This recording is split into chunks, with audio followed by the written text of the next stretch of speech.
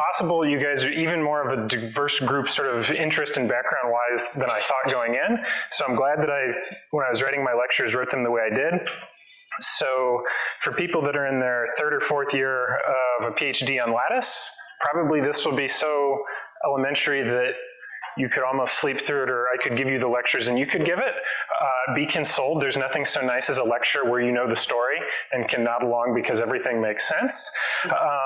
If you've never done particle physics, if you've never thought about field theory, maybe some of this will be new, but that's good, and hopefully I've pitched it at a level that will be approachable for most of us, but yeah, it looks like you guys are stuck with me until, I don't know, like something like 3 o'clock this afternoon, so that's a long time, and I know that it's impossible to concentrate for more than like, I don't know, what does the research say, like half an hour, 45 minutes at a time?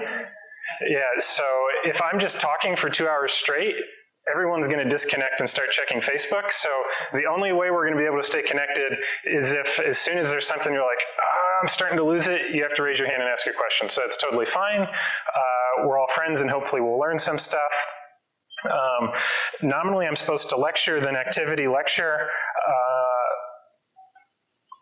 We'll try to break it up. I don't know if we'll follow that too strictly. So with that, I guess we can go ahead and get started.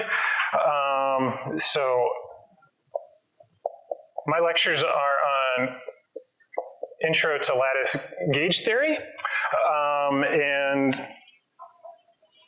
really, this is trying to answer kind of two big questions. So the first is, what is quantum field theory? And then the second is, how do we compute in it?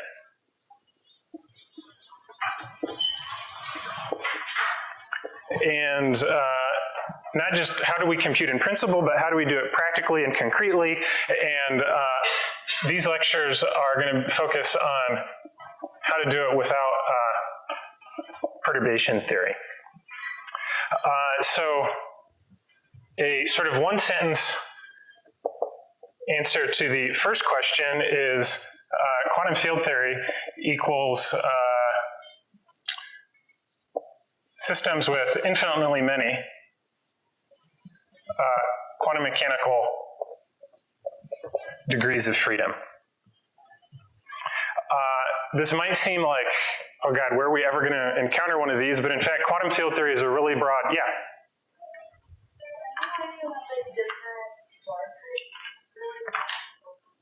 Yeah, let's see if this one works. If not, we can also switch to the projector. This is exactly the sort of interruption we need because if you can't read the board, it's impossible to follow.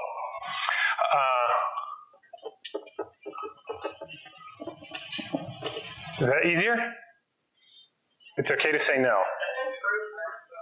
You may want to just test them because some of them are really bad and some of them are like the green ones. Give green a shot here.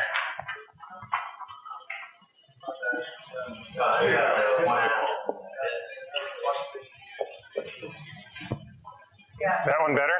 Yeah, perfect. Okay. So it turns out that systems with infinitely many quantum mechanical degrees of freedom crop up all the time. So probably the most famous are in particle physics. So you have things like the standard model. So the standard model is a gauge theory. It's based on the gauge groups SU3 cross SU2 cross U1. There's matter going around, but the point is it's a quantum field theory, and it describes the basic interactions between particles and fields as we understand them. And so this is one example of a quantum field theory. Yeah. Mm-hmm. Yeah. Wait, I didn't tell you what the matter content was. I know. Yeah, yeah.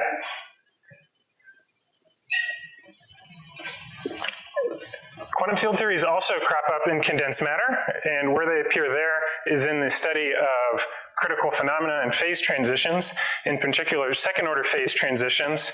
So second-order phase transitions are systems that have an arbitrarily long correlation length, and so if I have degrees of freedom that are strongly correlated with degrees of freedom infinitely far away, if I have a big solid, you very quickly have infinitely many degrees of freedom floating around. So both in particle physics and condensed matter physics, quantum field theories crop up all the time. Yeah. I was going to say, for those who don't have an understanding of group theory, so what those numbers are. No, because we're going to get to that. Yeah. So if you know what these words mean, you can nod knowingly. If you don't know what these words mean, don't worry about it. We'll get there and I'll tell you everything you need to know. In fact, I tried really hard to avoid all the group theory nonsense that usually pervades lectures like these because, some people are in biophysics, some people probably know more about groups than I do, so I tried to find a good middle ground. So mathematically, at least in the stuff I do, and I think for what many condensed matter physicists do, we sort of think of quantum field theory as synonymous with path integrals. So maybe an alternative name for my lectures instead of Introduction to Lattice Gauge Theory could be a very first 0th lecture on computational path integrals.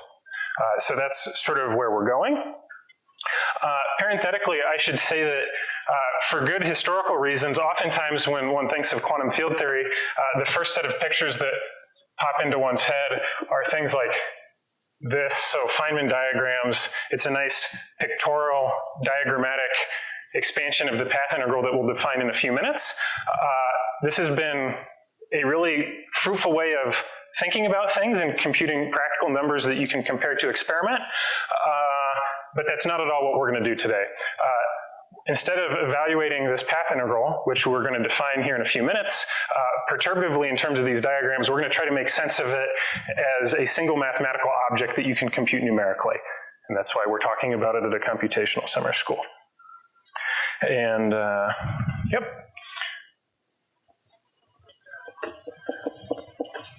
So I should probably spend just a few minutes talking about units because I'm going to slip into habitual particle physics mode, and the particle physicists won't notice I've done it, but everybody else will wonder what the heck I'm doing. So I'm going to use so-called natural units.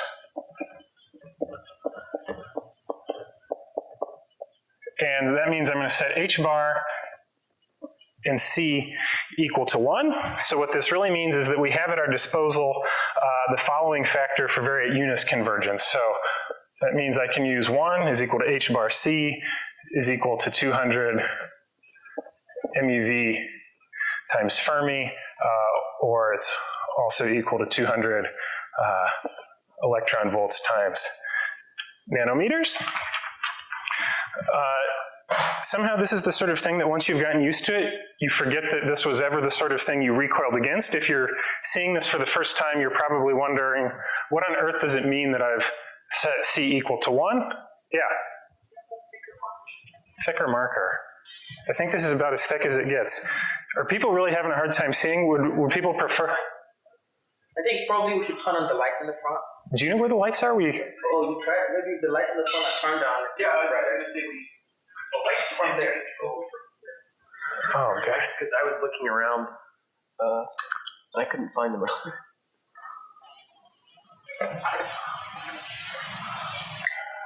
Okay, well, I'll just talk while they're trying to do the lights. So, if you've never seen natural units before, you should still feel okay with this because imagine you drove here from the airport and someone says, how far away was it? You might say, well, it was about half an hour.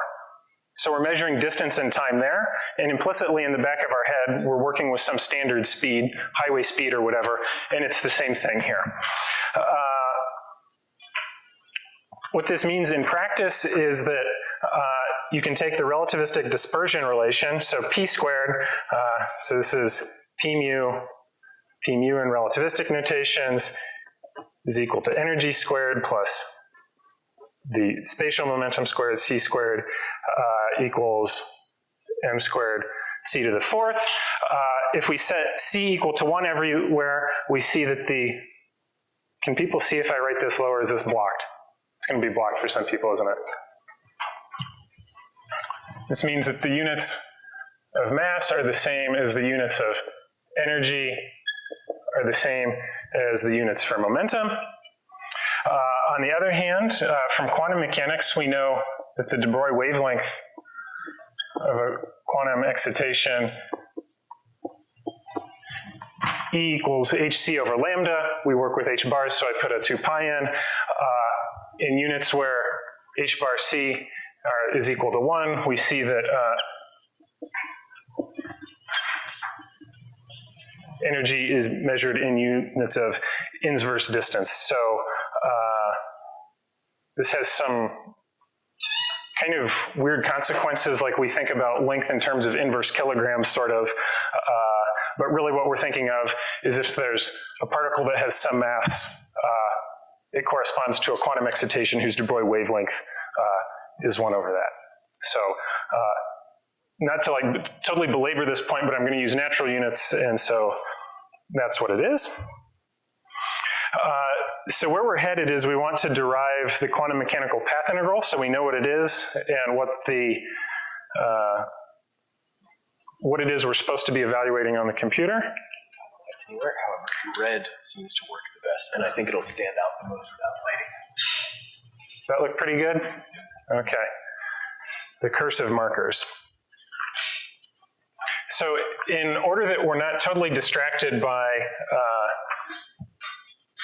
math things that people might have questions on, I'm going to write some math results on the board, and then we'll dive into it. So in quantum mechanics, we constantly use things like the expression, one, the resolution of the identity is sort of identity matrix is equal to some bracket expression like this. Who's seen something like this before? Yep. Has anybody not seen it before? Okay, good. Then I'll explain it here in just a second. So physicists, when we write things like this, we're not really thinking in some sort of like Banach space, place where mathematicians live. We're thinking in terms of matrices. So really, if I have a two-dimensional identity matrix, this is something like that. This is a matrix I can multiply vectors by. I can break this up into a product like this, 0, 1. So I take just a basis vector, I tensor it with the row vector, I do that for the other set of basis vectors, I get this matrix here. In sort of bracket notation, the way I would write this, calling this basis vector x0, I would write it like that.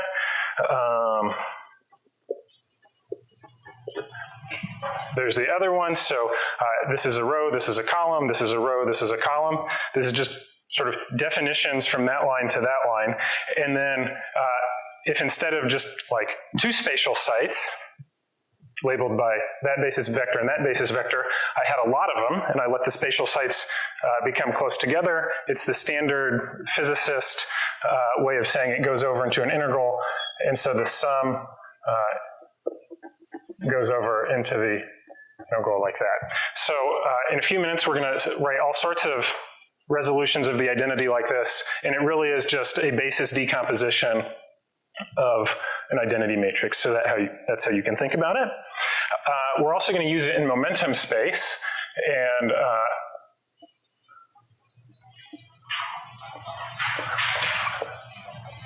there the resolution of the identity looks like this. So the only difference is there's a factor of 2 pi n. And this is basically related to our convention for the Fourier transform. Whenever you take a function and compute its Fourier transform, there's this question of where do the 2 pi's go? As far as I know, particle physicists certainly universally use this convention, and I think it's reasonably uniform across everything.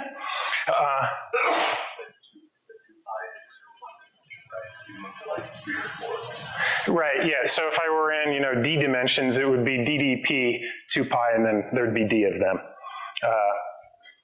We're going to do as much as we can in just one dimension, and then boldly say that the results hold in d dimensions, because, yeah, that's what we're going to do.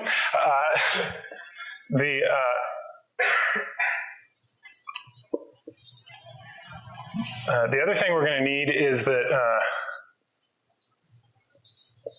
is this hieroglyphic. So what this says is if I take the column vector x and the row vector p, and I compute their inner product, I'm supposed to get this e to the minus ipx.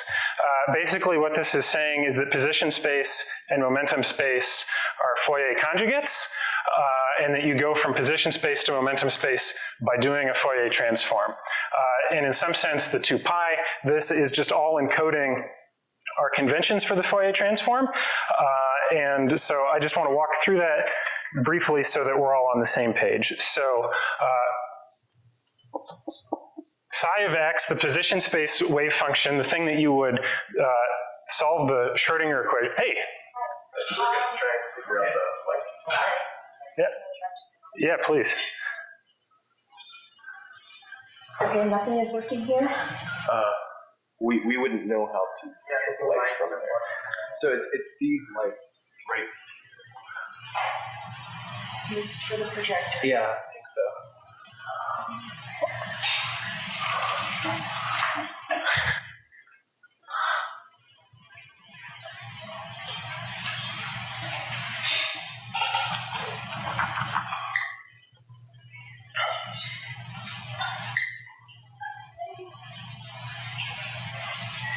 Yeah, you can ask a question. Please ask a question while we're sitting here figuring out the lights.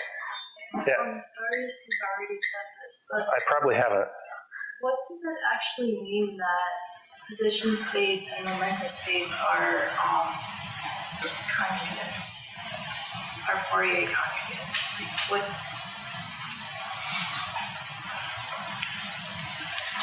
So have you had a course in quantum mechanics, or is this all new? This is all fairly new. Okay, so in quantum mechanics, one of the kind of basic results is that operations that you do on a system, the order matters. So if I measure the position of the system and then the momentum, it's different than if I measure the momentum of the system and then measure the position. In the mathematical formalism of quantum mechanics, there's some operator, so some kind of matrix basically, that acts on your state, which you represent as one of these vectors. And the fact that the order of operations matters, the way that shakes out mathematically is that if you operate on some vector with a matrix and then operate it with a different matrix and then try reversing the orders, those operations don't commute. So matrix multiplication is non-commutative. So A times B is in general not equal to B times A. However, sometimes it is equal. Sometimes those operations commute. So for instance, you can measure the total kinetic energy of a system, and you could also measure its momentum. And those operations, you can do both of them because they commute, because mathematically the matrices, the multiplication, it commutes. So conjugate variables are sort of ones that, well, they maximally don't commute. There's some sort of like Heisenberg uncertainty relation that you get for them. Somehow this is all kind of just vocabulary, though. I don't know if there's really a deep or good answer to it because it's just vocabulary. But that's a good question, though. Yeah. Okay, so they've left in despair. We still don't have lights. I will try to write slowly so that the ink is visible. That so happy that every single light in the room is out. Which I think I like, but that's what they said, so they're going to put it on work. Okay, so coming back to what I was writing on the board, so I've just been writing down notation because we're going to use this notation to do something real in a minute, and we all want to be squared away with the notation. So psi of x, the wave function of the quantum mechanical particle, this is the sort of thing in your first quantum mechanics course you would have solved to find when you were doing wave mechanics. So this is this creature here. So it's some abstract wave function that lives in the Hilbert space of the system, and I need it in a basis in position space, so I hit it with that. So again, this is just a definition. If I wanted the momentum space wave function, it's the same thing, but now I take the abstract vector and I project onto the other set of basis vectors there. And so what I'm going to do is I'm now going to show that all this notation works and that we're going to recover the formula, which I really hope people have seen this one before.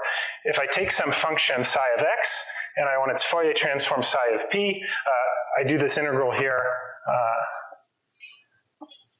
like that with the Fourier phase factor. Have people seen this before? Yeah, we've seen it. Yeah.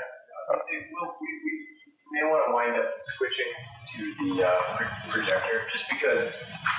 Yeah. Yeah, I can't see that's a board here. So perfect. Then I'm going to call on you for paper. Actually, a big fat stack of it in the back. Sweet. I see you live and you learn. If only we still had chalkboards. My favorite is I am disagreeing about that. I'm dead with chalkboards. And then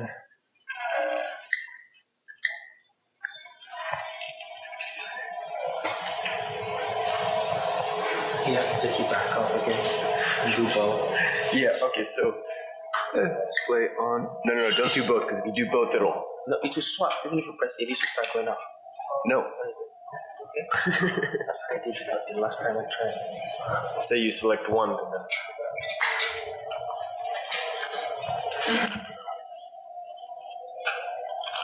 okay.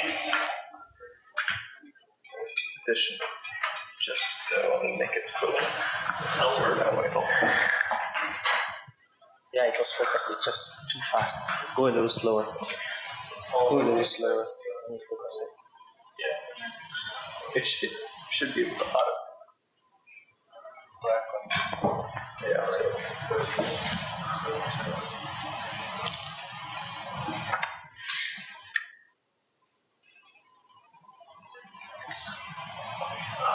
Okay. That says check in my sort of broken handwriting. Now the display on this one. I mean, is it showing on the monitor? Yeah. On this one. Not this one? Is there a zoom in to have an projector?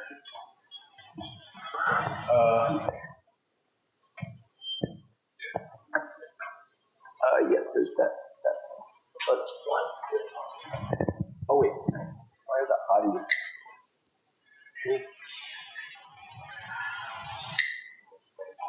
The zoom is all the way up. So you guys do enough with computers that probably like me, most of the time you laugh when you hear people talk about the singularity and how they're gonna take over because you can't get them to do anything. Why won't your code compile? In fact, the computers have already taken over and it's much more mundane than you think. We can't do anything anymore. Yeah, I think what we can do is put the paper. Yeah. You understand? Yeah. Instead of rewriting everything, just have it displayed. Yeah, okay. And then you explain on the board. Okay, yeah, we'll give that a shot then. Yeah. Yes, there we go.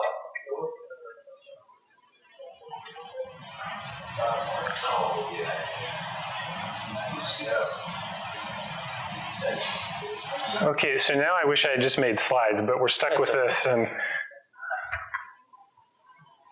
Well, on the bright side, you can sit down. yeah, I can sit. After lunch we can all have beers. Oh my gosh. I was gonna say. He's a beer guy. With this part, you make it just a second to write this part that you already did on the board, so you don't have to rewrite it. No, I haven't written that on the board yet. Oh, okay. Just because I was gonna say I couldn't see the part that on this half of the board. Yeah. Okay. Well, now I think everyone can see. Okay, so now we're switching to a different form of technology, and now it's like critically important that you interrupt me the second you don't understand anything, because as soon as I've stopped writing, I mean, I wrote this out last night, so it's all fresh in my head, everything makes sense to me, and people tend to go way too fast when they don't have to write things, so here you really do have to interrupt me as soon as something doesn't make sense, and we'll talk about it. Okay, yeah, so this is what we just wrote on the board, basically. So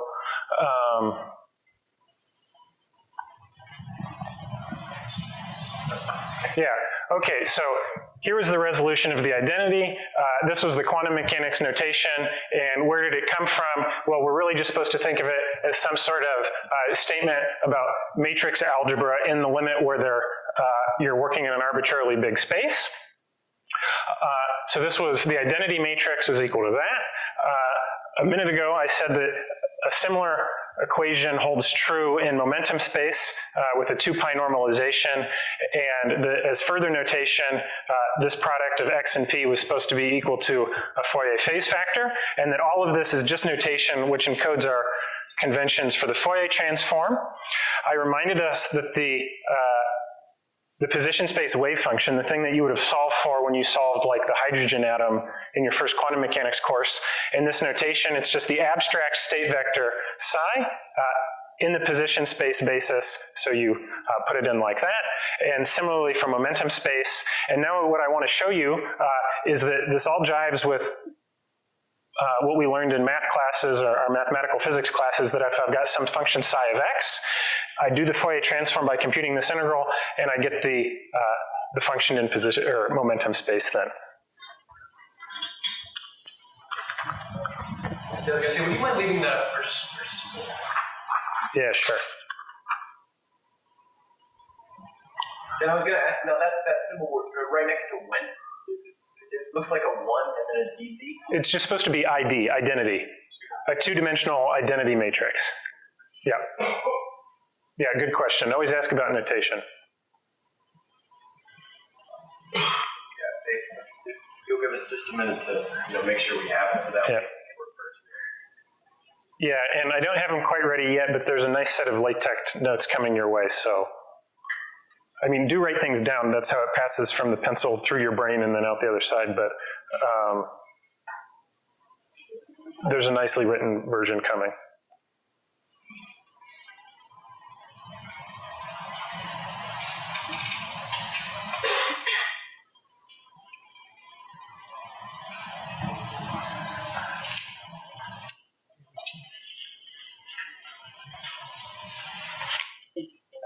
Because of time, you might just go to work. Yeah.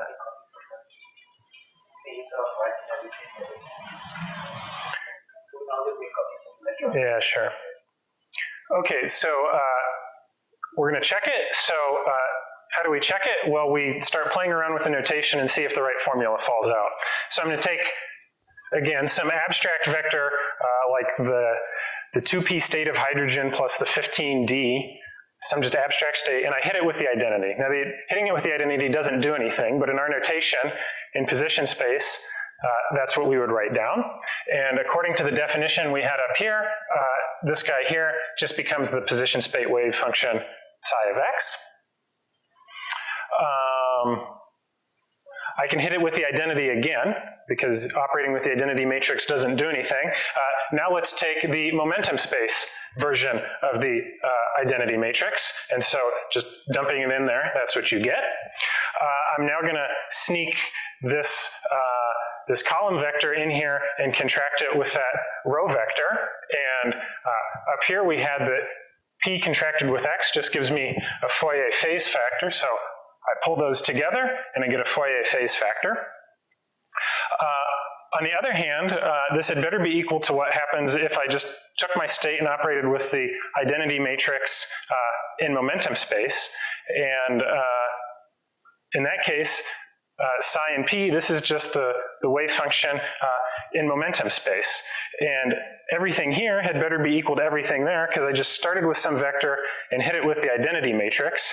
And so if I compare this one to this one, I see that psi of p, the wave function in position space, this had better be equal to the position space wave function times the Fourier phase factor integrated over the x. So that's that formula there, but that's just the Fourier transform. So if you've all seen this before, you're probably wondering why I'm telling you about it. If you haven't seen it before, I'm still probably going too fast, but the point is, all of this is just notation that's encoding what we mean by the Fourier transform. Okay, if we scroll it up, you can also check that if I have the momentum space wave function, I can get to the position space wave function by an inverse Fourier transform. So there's a positive sign there and the 2 pi's there, but it's basically the same set of manipulations we did up there. I'm not going to go through the derivation, but here in a minute we're going to use basically this formula. This is one of the most useful formulas in all of the theory of integrals you know how to compute. It's a Gaussian integral, and here it is. So I've written it down and you can check it in Mathematica. It's hard to overstate how important this particular integral is, but we'll get there. Okay, so where we're going is we want to write down path integrals for quantum field theory. So these are infinite dimensional quantum mechanical systems, but infinity is hard to deal with. So instead, we're going to write down the path integral for just quantum mechanics, and if you like lingo, quantum mechanics is sometimes called a 0 plus 1 dimensional path integral for reasons that we will see in a minute. So in your quantum mechanics courses, I hope everybody has seen or heard of the Schrodinger equation, and the Schrodinger equation says that the time evolution of a quantum state is governed by the Hamiltonian. So I take a state and I hit it with a Hamiltonian, and that's equivalent to pushing it forward in time with the partial derivative d by dt. And there's a minus I in there because that's how life works. It's easy to write down a formal solution to this equation, and the formal solution is just the following. So to get to the wave function psi at some time t, I just take some initial state and I operated on it with this matrix exponential. Who has seen a matrix exponential before? Okay, good. So just a reminder, the matrix exponential we define using the Taylor expansion. So if I wanted to compute it concretely for some like numerical matrix I had, you could compute it by its power series, and the power series for exponential converges quickly, and this actually has nice convergence properties, and so there's not much to worry about there. So the exponential of an operator is a well-defined thing. And because we're going to work on a lattice always lives in some finite box. There's always some finite lattice spacing. So the Hilbert space we can always think of as arbitrarily large but finite dimensional. So for everything we're going to do, the Hamiltonian is just a large matrix. So it really is the matrix exponential. Again, we can do the check that this notation works and satisfies the Schrodinger equation. So I take my psi of t, defined right there, and I operated on it with the differential operator minus I times d by dt. So I'm just going to take psi of t up here and stuff in the right-hand side, so I bring that guy down. I have my differential operator here. We do the chain rule thing, and we hit both objects with it, so it comes in and it hits the exponential. Chain rule to bring down the I Hamiltonian, and then when the d by dt hits the state, that just gives me 0 because this is just some initial state that I picked. It has no time dependence. I then look at this and realize, well, that's nothing but psi of t, so it works. This is a formal solution. I said formal solution because we've buried a fair amount of assumptions in this. So for instance, we've assumed implicitly that the Hamiltonian here is independent of time. That's not true in most physical systems, so we need to now step back and think about it a little bit more. But before we do that, I'm going to pitch to you why this might be a useful thing to consider. So suppose that I have a quantum particle that starts at some point xi at some initial time ti, and I wonder what is the amplitude, that is sort of the square root of the probability, the thing that I would square to get the probability, of finding it at some other point, x final at some later time tf. So I have my initial state. This would be psi naught in the notation of the previous page. I evolve it forward in time, and then I just check and see if it's at xf, and that gives me the amplitude.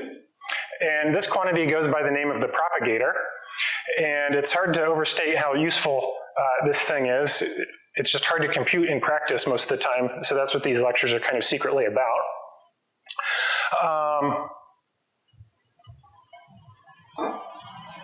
we're now going to relax our assumption that the Hamiltonian was independent of time and see what we can get, and we're going to massage this propagator into a path integral. So, who here has seen the derivation of a path integral before?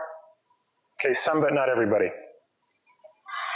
So the way this is going to work is we're going to start with our initial time here and our final time there, and we're going to, so this is Ti, this is Tf, we're going to divide it up into a lot of small time slices, delta t, and we're going to pick enough of them that on any given time slice, the Hamiltonian is approximately constant. And that way, we'll be able to use our results from a minute ago. So if we do that,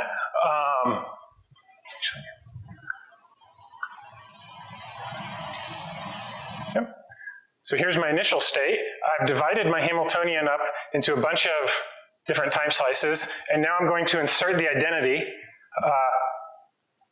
in position space in between all of them.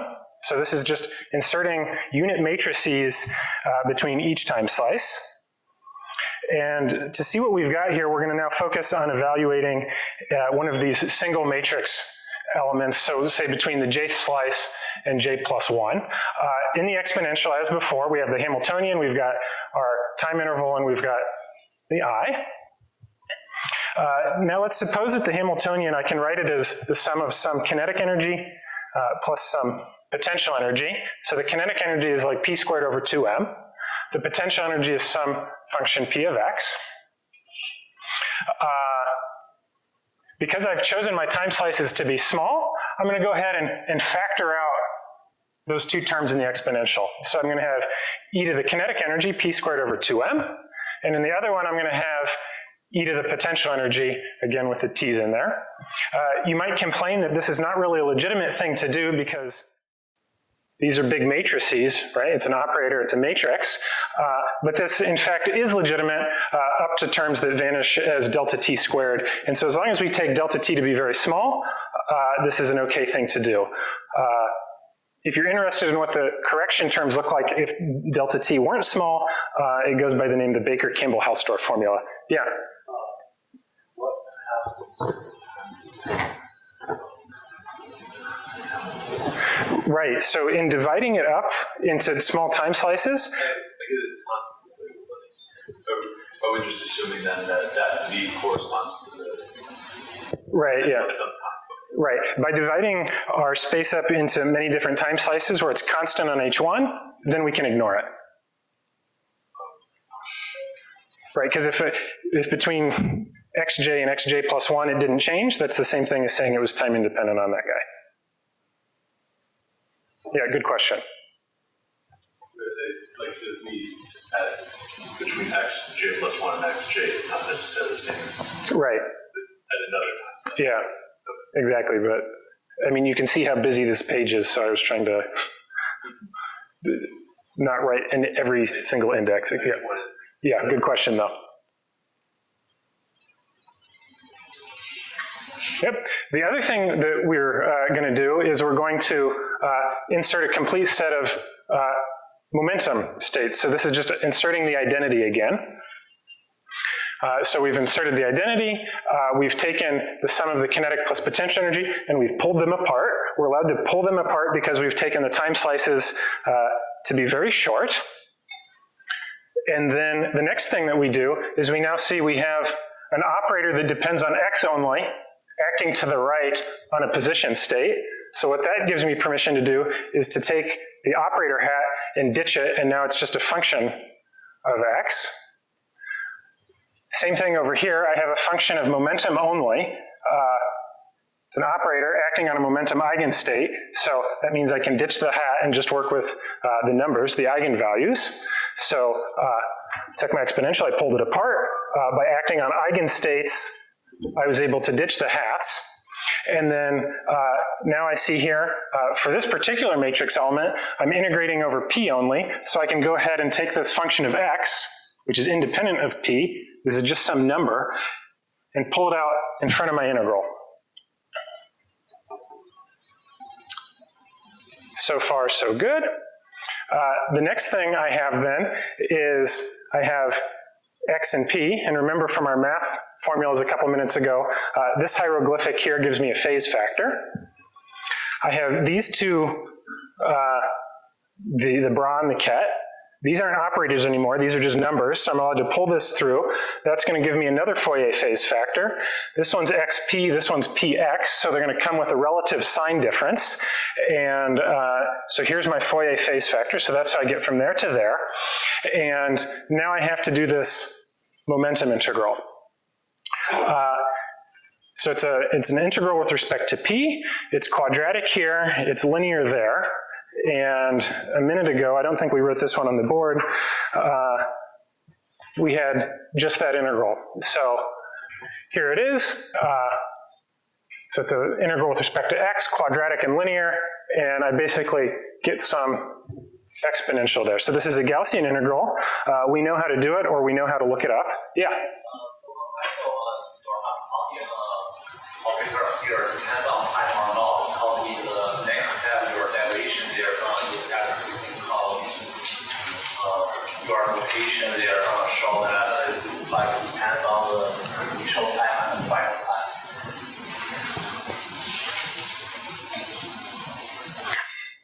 Let me keep going, and then once we get to the end of the derivation, we can talk about things I might have swept under the rug.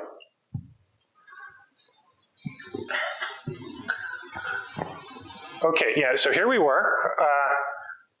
We had an integral of momentum only. It's quadratic linear. This was the Gaussian integral. We knew how to do it.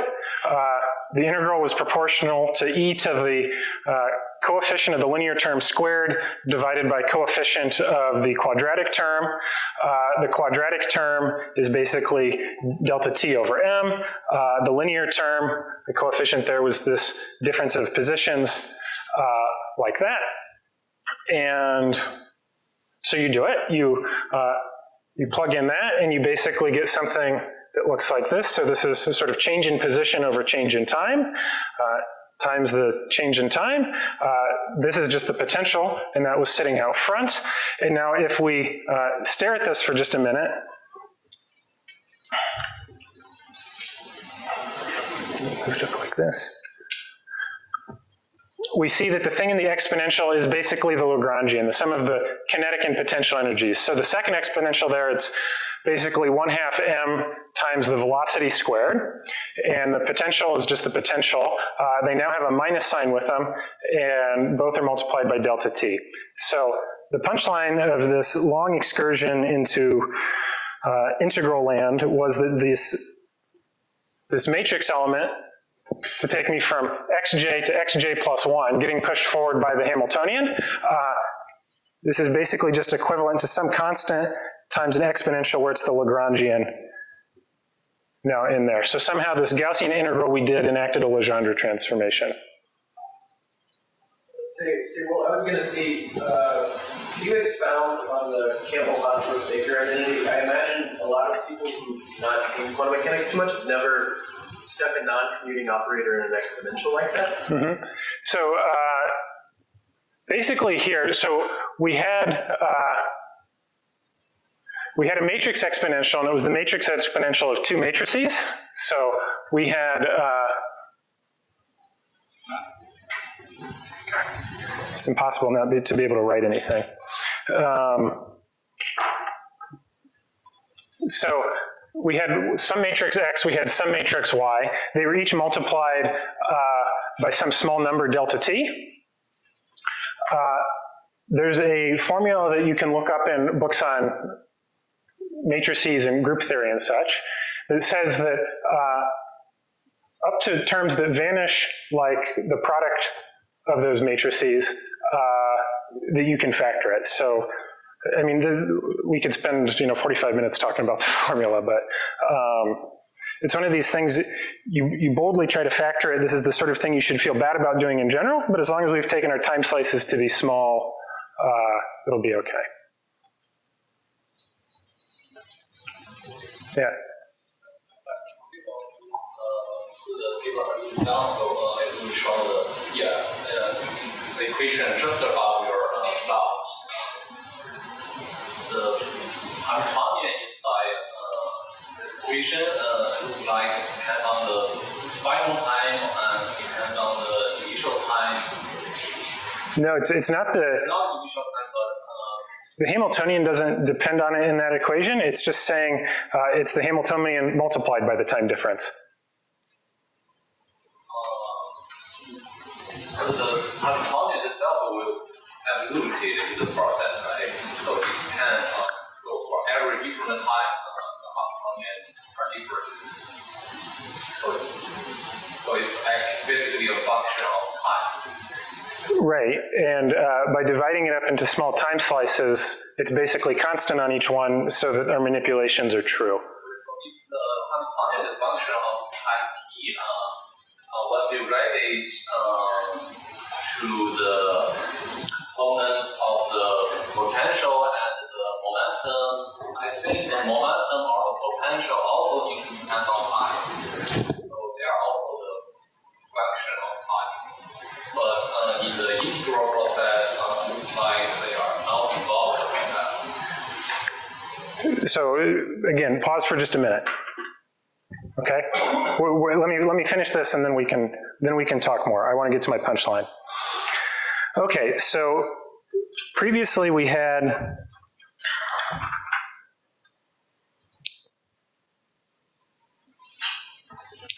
this propagator from the final state to the initial state was this product of matrix elements where we're going from the jth to the jth plus 1, and it's this guy pushing us forward.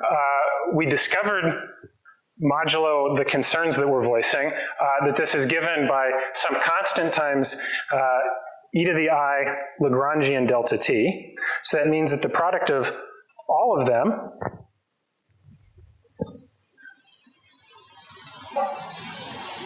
is given by this expression here. So it's just a product of these different matrix elements that we evaluated, where it was e to the I Lagrangian, and so that is what it is.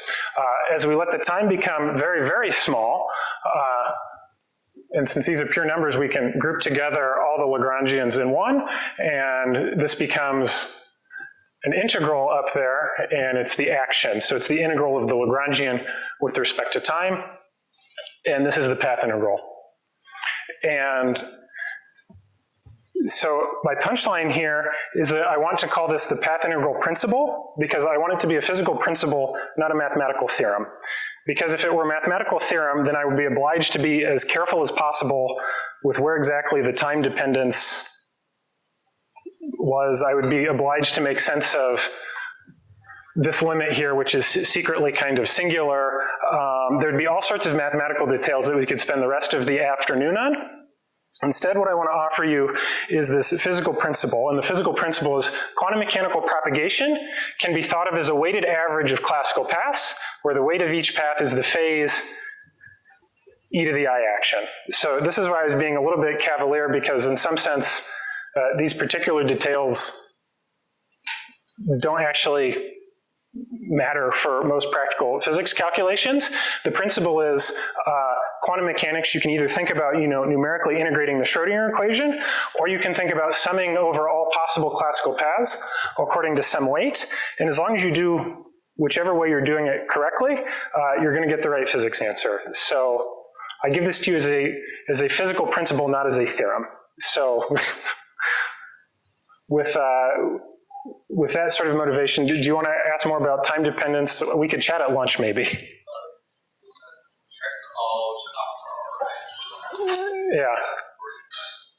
Yeah. Other questions on the path integral principle? Okay, so I've already apologized once. It turns out this normalization factor diverges as we go to delta t equals 0, so we're going to be careful, but we'll see later about how this cancels out, and it's okay. Another note on lingo. So position is a function from R goes to R3 because I'm taking time and I'm going to some position as a function of time. Time obviously is just some one-dimensional thing, and so people sometimes talk about quantum mechanics as 0 plus one-dimensional, and the 1 is just because time is one-dimensional. we'll see 0 turns into a different number for more general quantum field theory. Okay, so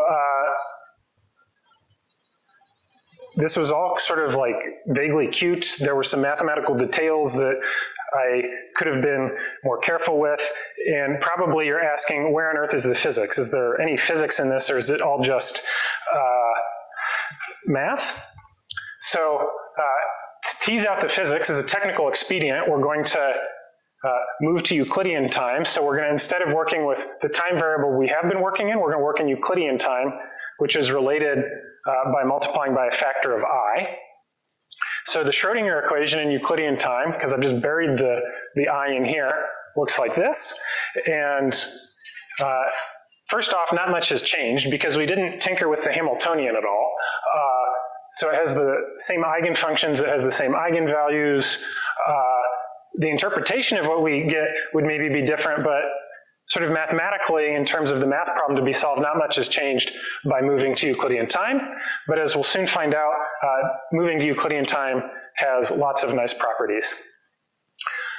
From now on, I'm going to try to work only in Euclidean time, so I'm going to drop this capital E.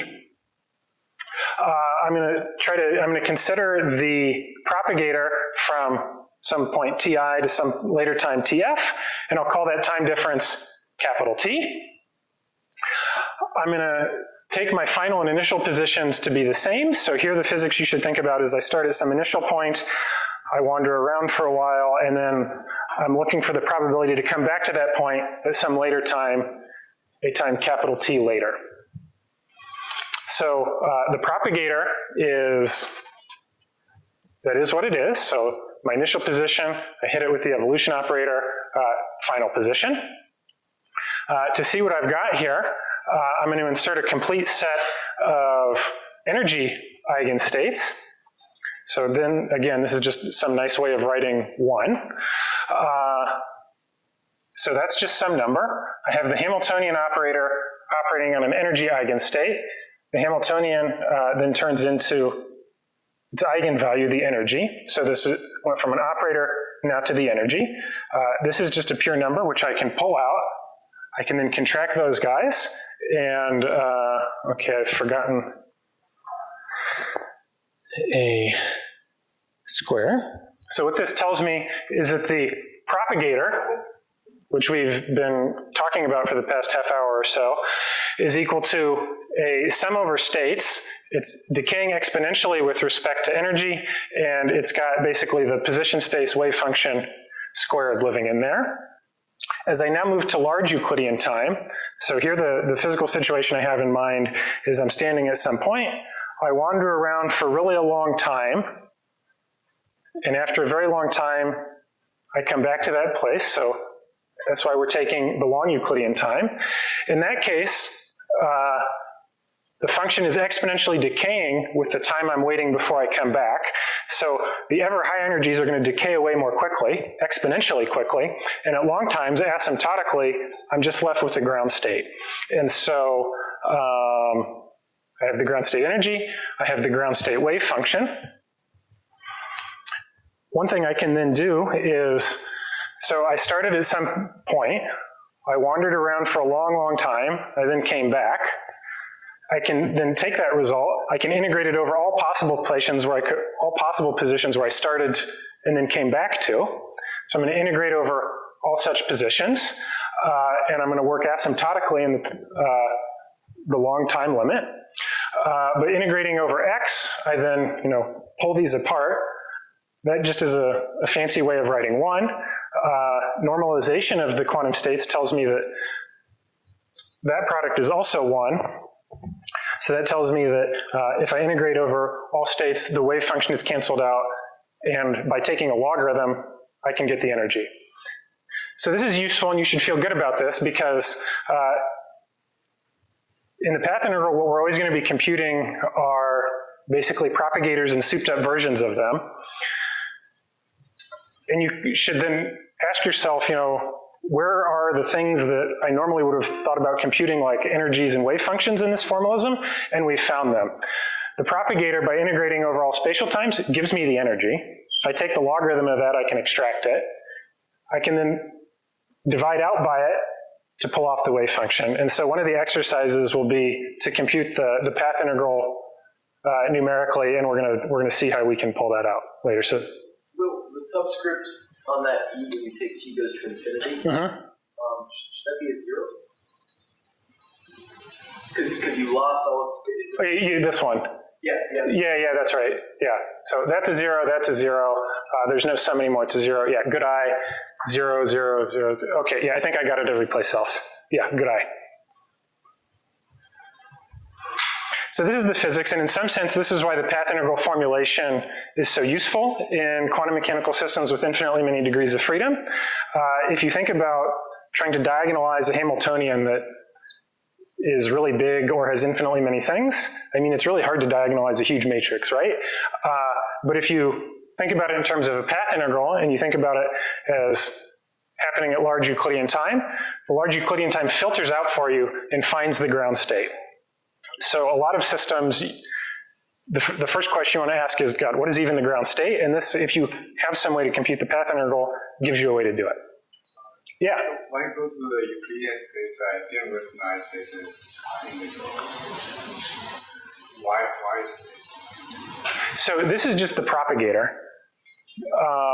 We didn't do anything, huh? Still thinking. So the point is that this guy here, you can compute it any way you want. So in using here, you're right, we did use the Hamiltonian and the fact that it had eigenenergies, but I didn't tell you right now, I don't have some number for any given system for what this is. However, if I take this quantity and I compute it in the path integral picture, it'd still better be equal to the right-hand side. The path integral is the initial and final, but here both types are the same thing. Yeah, that's fine. You can, the path integral, and we'll even do an example of it this afternoon where the positions are the same. Yeah? I've actually heard the term Euclidean time. Can you quickly define that? Yeah, Euclidean time just means that you take the normal time that we usually have and you multiply it by negative I. Have you had a course in relativity? Yes, but I don't think we used this. So you probably didn't use it. But in relativity, the Minkowski metric, eta mu nu, it's got a -1 in the time slot, and then it's got +1 on the spatial slot. If you work in Euclidean time, you multiply t by that and look at what you get, and there the metric turns into just a unit matrix, a Euclidean metric on R4. Yeah, good question. And that's why it's called that, basically, is because then it's a Euclidean space.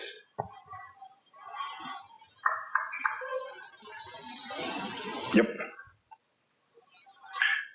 So I now want to encode this result in another physical principle. Again, I don't want to do a theorem because then I would be obliged to tell you all sorts of details, but the physical principle is that the physical content of the theory, the wave functions, the eigenenergies, everything that you would normally think of solving for based on your experience in 1 or 2 semesters of quantum mechanics, this is encoded in the Euclidean path integral, and it's the ground state that dominates the asymptotics. So you think about, you have some big many-body system. It could be a quantum field theory and particle physics. It could be a condensed matter system. If you want the ground state, you could think about diagonalizing the Hamiltonian and using the tricks in your quantum mechanics class. You could also think about computing the Euclidean path integral and looking at what happens at large Euclidean time, and that's another way to get at it. So that's the physical principle. It's not a theorem because I haven't said, quite mathematically what exactly the path integral is. I just sort of motivated it. I didn't tell you which systems this works for, which systems it fails, but it's a principle. It's something that you should have in your toolkit as a way to approach the problem. So far, we've only gone after the ground states, but we can also get after excited states. And so we're going to consider this expectation value a 2-point correlation function. So here the path integral I want to compute is, I imagine, starting at some point xi, then I'm going to wander around for a while with my quantum state, and then at time t1, I'm going to hit my state with the position operator, This in general will change the state you have. That's fine, it's just an operator.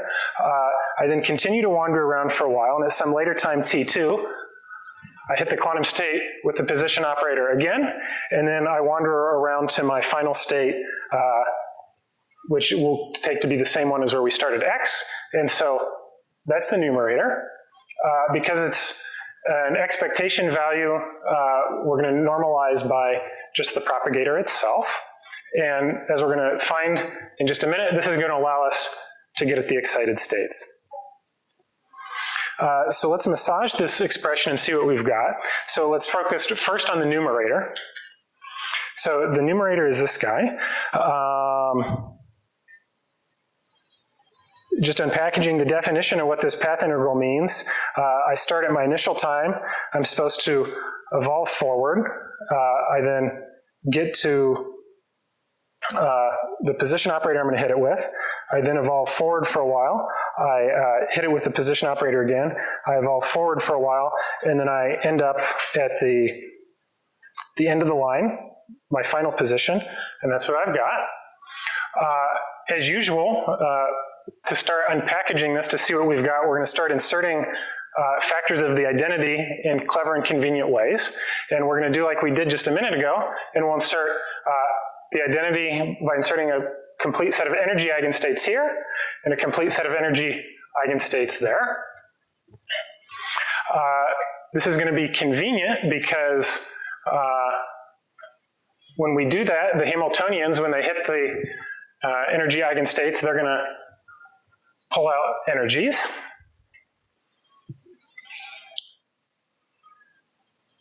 And then, let's see, what have I done? Now this is the problem with doing things on projectors. So in going from this line to this line, I've dropped both the, looks like I've dropped both the integral and one of the sums. So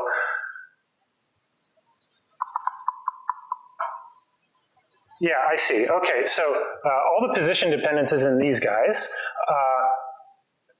Integral x, so there's my bra, there's my cat. I'm integrating over x. That's just a fancy way of writing the identity.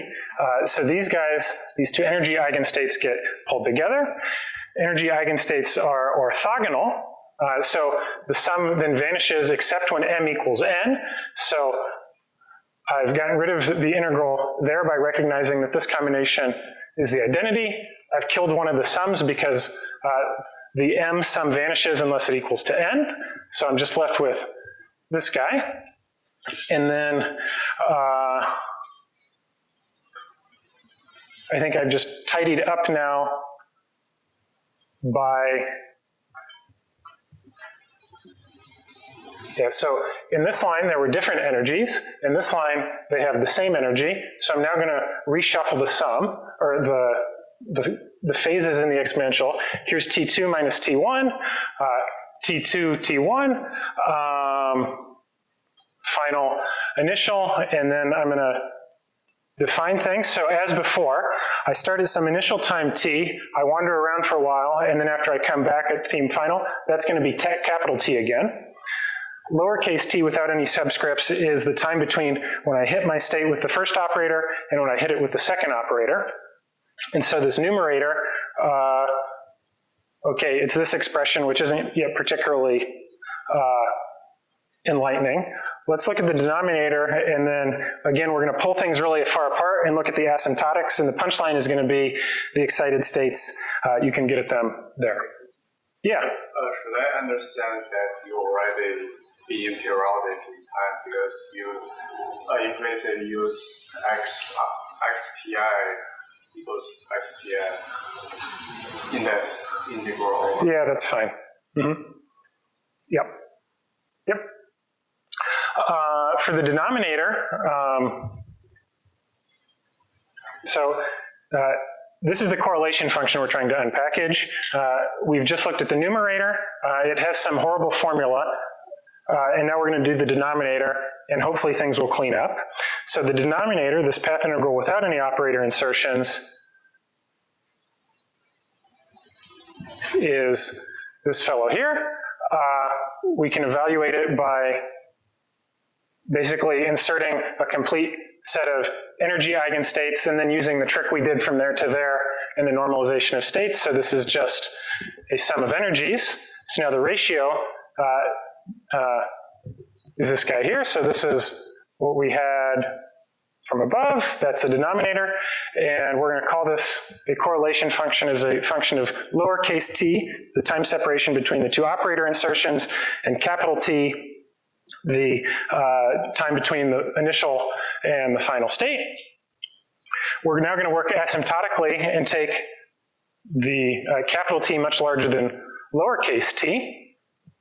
As before, we've got exponential decay in capital T. So when capital T becomes very large, the first term in that sum will dominate. When the first term in the sum dominates, it's just e to the minus ground state times t, e to the minus ground state times t. So those factors cancel. And so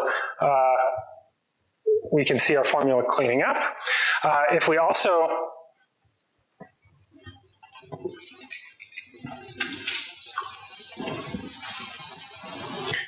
take lowercase t to be much bigger than 1, but still much smaller than capital T, again, we've got something decaying exponentially. So if I'm in my ground state, I hit it with a position operator. In general, this is going to take me to some excited state. When lowercase t becomes small, it's going to be the lowest excited state that it couples to that's going to dominate there. So instead of the Hamiltonian, I can write E1. So there's the energy difference between the ground state and the excited state, and living here out front is the matrix element.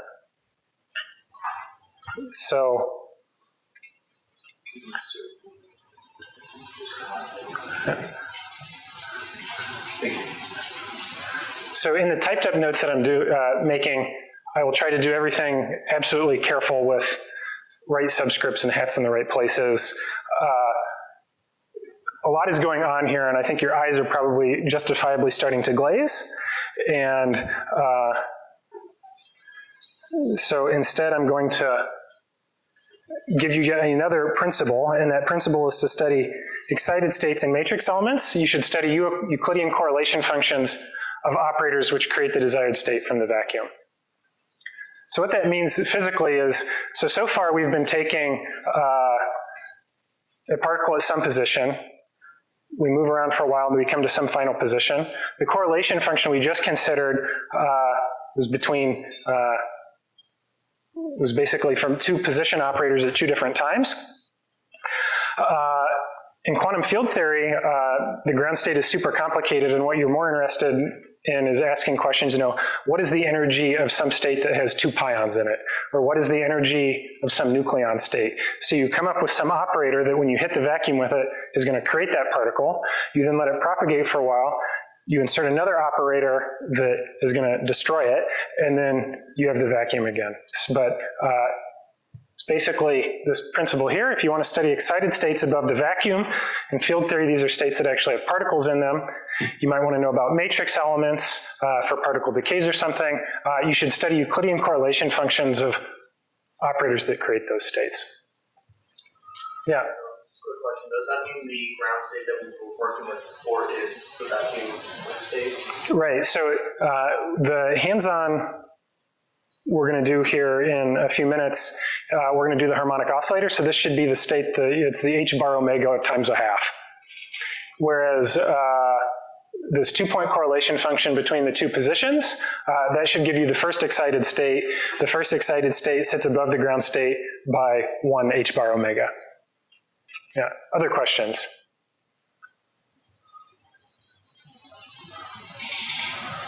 How long am I supposed to talk in this first one? But okay, so it's about 11 though, right? Okay, so yeah, but I'm supposed to do my activity from 11 to noon. So I think we should break for like 5 minutes, 10 minutes, get a drink, go to the bathroom, whatever, and then we'll try to get fired up for computing this in practice. We'll see that we can get a computer to do it. It won't matter about what assumptions we made about eyes and what depended on time. The path integral principle will continue to hold, and we'll get our hands dirty a little bit. Okay. So yeah, reconvene in 10 minutes at 11.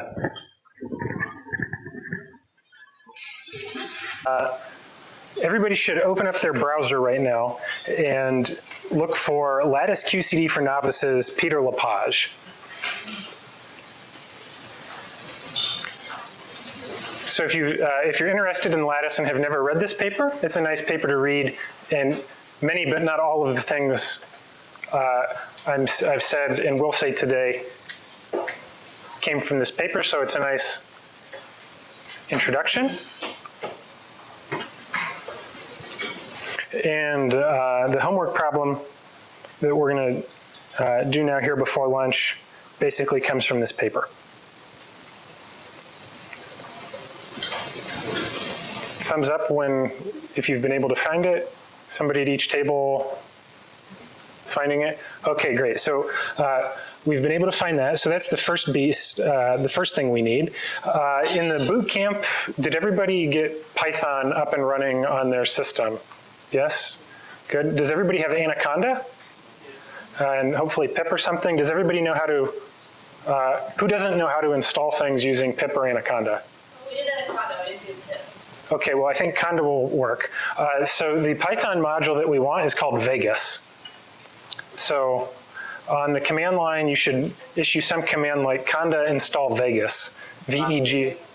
Yeah, like Las Vegas, yeah.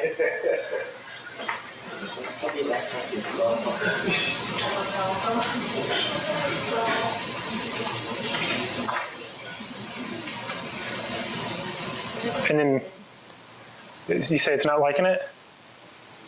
Pip will install it. Pip will install it? Yeah, you pip install Vegas. Yeah, so try typing on the command line pip install Vegas. Which command line? Okay, so they have Sigwin.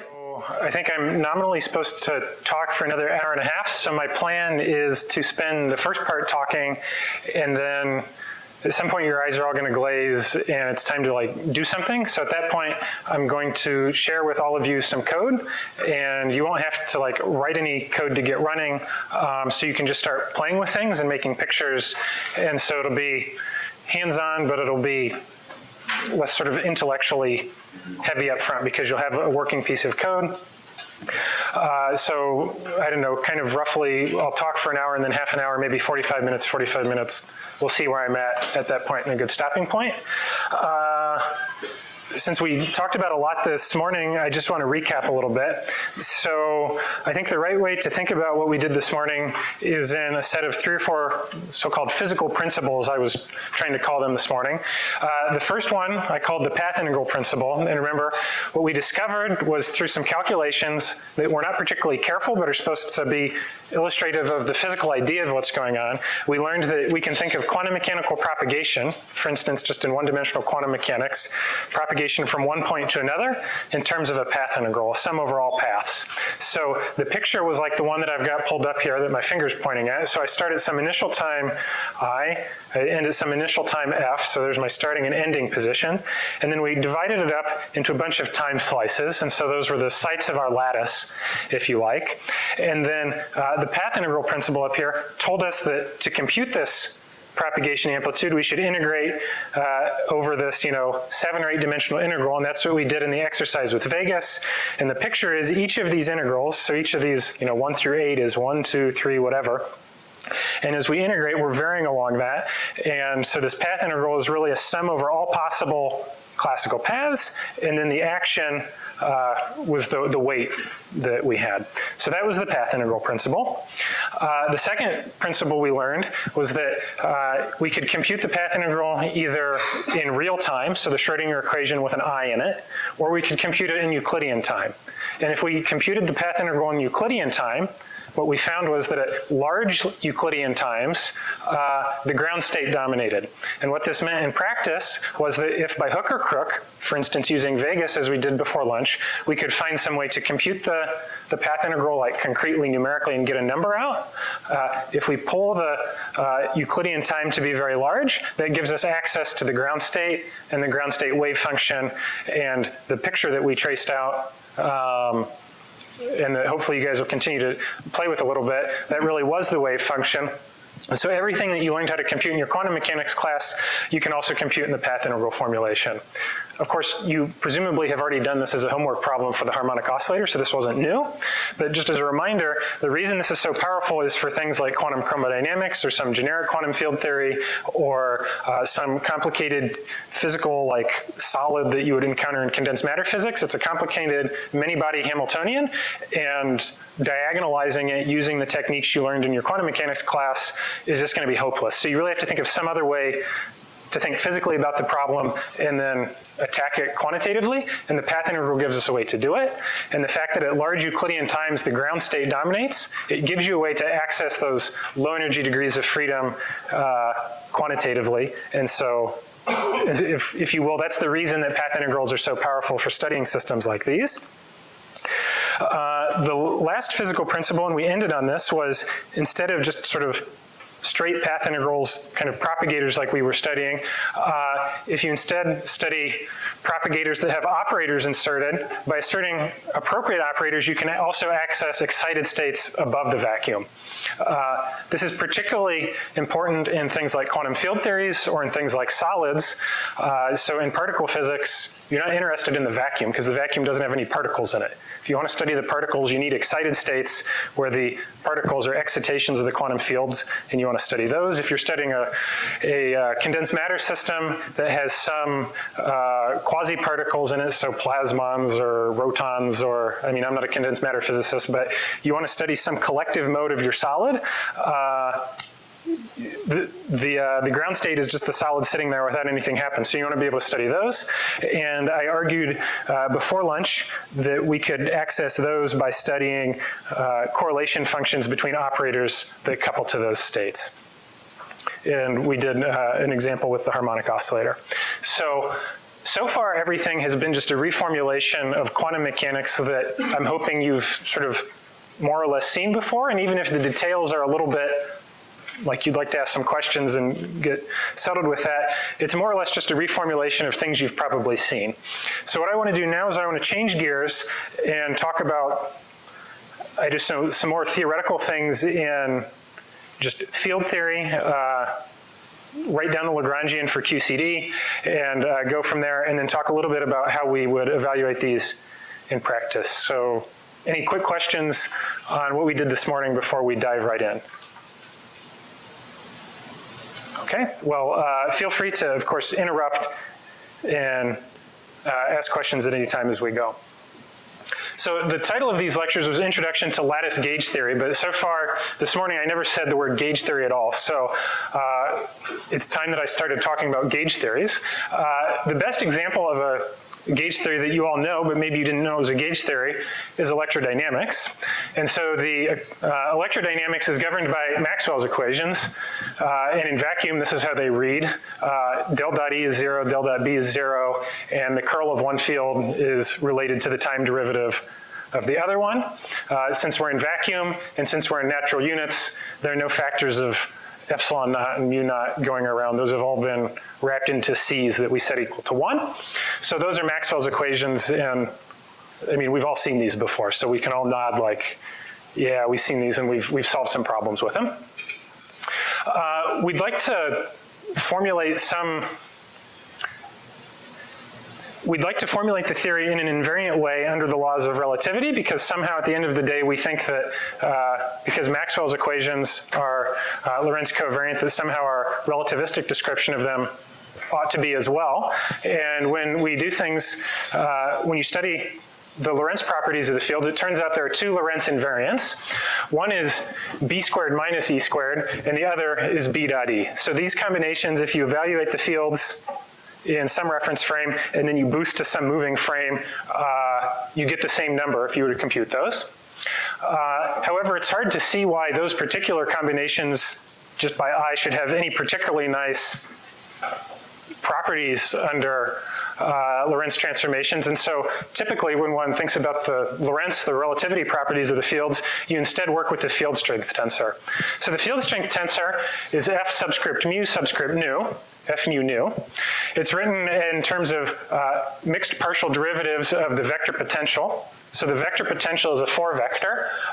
So the 0 component is just the scalar potential. That's the thing you take the gradient of to get an electric field that we all saw in first semester electromagnetism. The other part is the vector potential that hopefully you've seen at some point when you took electrodynamics sort of at the level of Griffiths. And it turns out that if you compute these partial derivatives and then figure out what the different components are, mu and nu both run between 0 and 3, so it's a 4x4 matrix.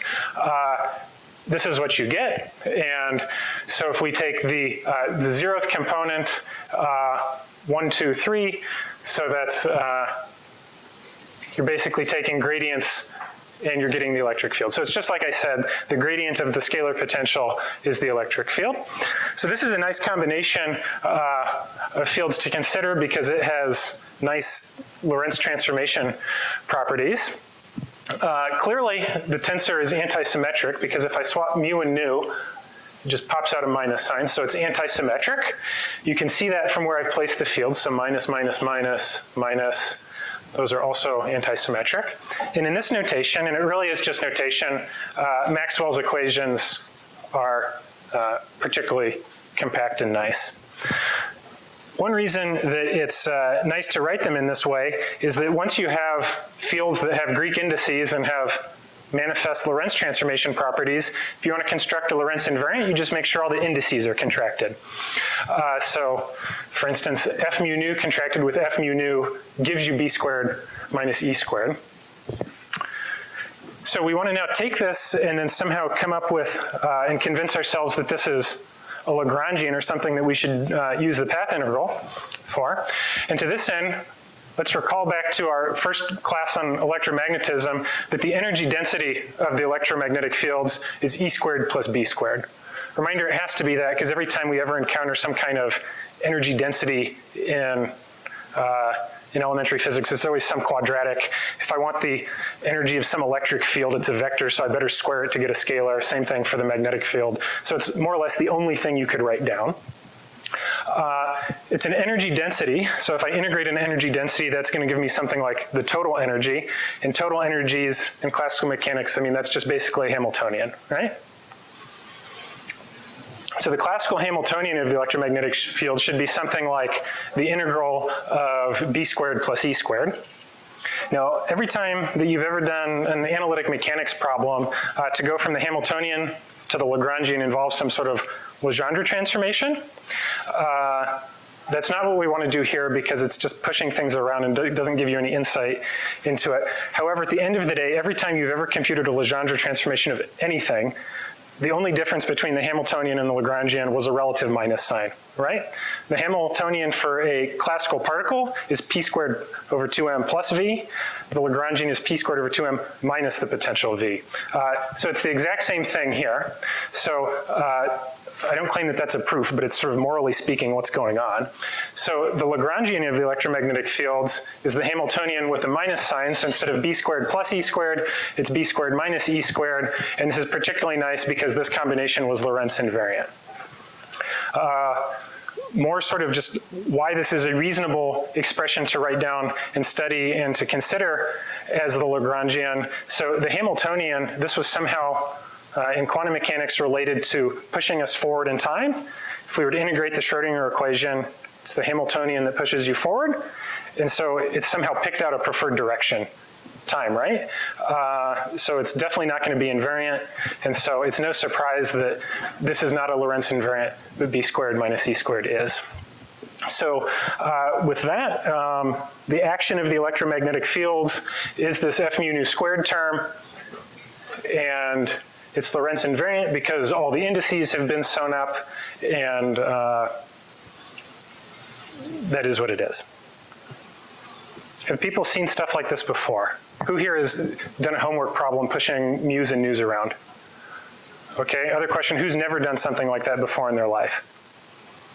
Okay, just a couple people, and apparently some people are already sleeping, so.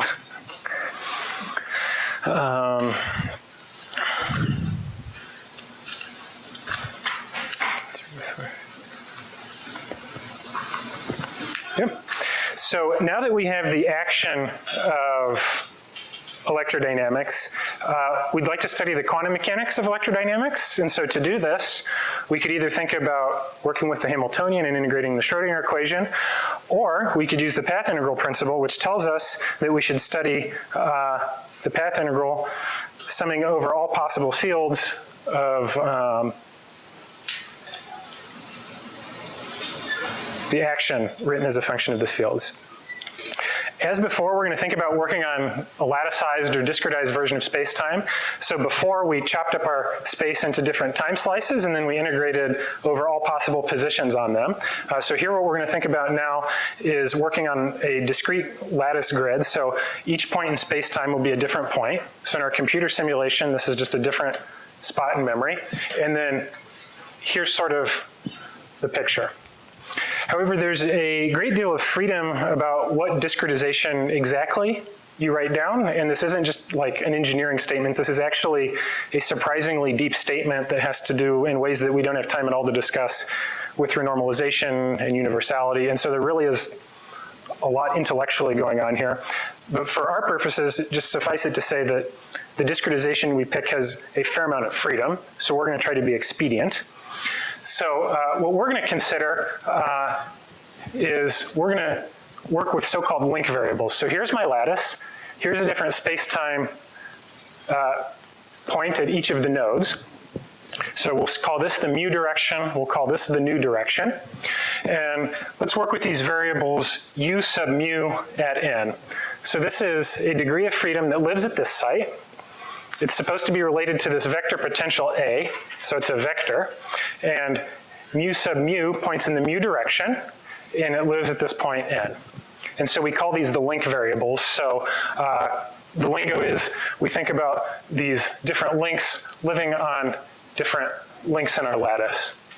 Space-time is 4-dimensional, 3 spatial, 1 temporal direction.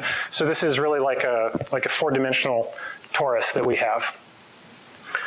The action, of course, that we want of classical electrodynamics is something like F mu nu squared. So we've got to come up with some analog of F mu nu in terms of these variables.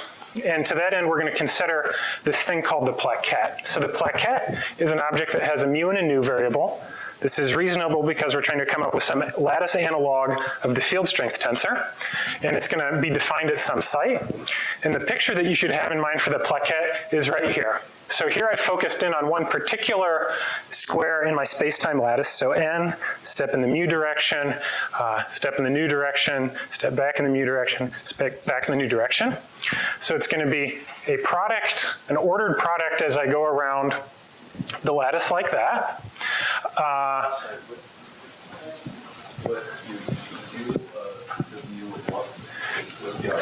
So u mu nu of n. U mu of something. Yeah, what's the argument of that? It says consider u sub. U mu n. N. Yeah, sorry, my writing looks better in LaTeX. Right, yeah. So it really just is some vector that lives at some lattice site n and points in the direction given by the subscript. Good question, though. So, quick conceptual thing with the link variables. Yeah. Is the proper way to think about it is the interaction between 2 points, 2 lattice points, or because like before we were doing the potential at each point. Right. So I think kind of the right way to think about it is, okay, so in these lectures, I'm not going to talk about fermions at all. So there are going to be no electrons in QED and there are going to be no quarks. It's just the fields. And I'm doing this because unfortunately fermions, I mean, they're their own set of complications and we could talk for a week about them and you'd still be confused at the end. So I'm just choosing to totally ignore them. And so we're just going to study Maxwell's equations and its generalization without any fields. After that apology, I can now tell you that sort of the right way to think about it is, so put on your freshman electromagnetism hats. Every time you ever had a test charge, it had electric field coming out of it, and then the electric field lines, they could only end on other charges, right? So in some sense, the fields have to be connected, and so morally speaking, the reason that these are on links is because if I put a charge here, the flux lines have to go somewhere. So it's somehow related to parallel transport in this in this space. And there's the whole beautiful geometric story that goes along with that too. So I really do mean parallel transport, but again, I don't want to go into that. Okay, so far, all I've done is I've latticized space, I made some definition and I made some other definition, and now what we want to see is are any of these definitions going to be useful? So I said that we should consider this so-called plaquette operator, which was this product of link variables, and physically it's just sort of stepping around a little square on my lattice. So the link variables, it's just e to the I a mu, so this is some complex number. And so complex numbers, you don't have to worry about anything commuting, so we can then combine all the arguments of the exponential and see what we've got. So IA, because there's an IA in the exponential, then we've got a mu at n, a mu at n, we've got a nu at n plus mu, nu n plus mu. I put a dagger here, so minus I, the I's out front, there's a minus sign, there's a minus sign. So all I've done is I've taken this definition, which I'm arguing is going to be useful, and combining the arguments of the exponential.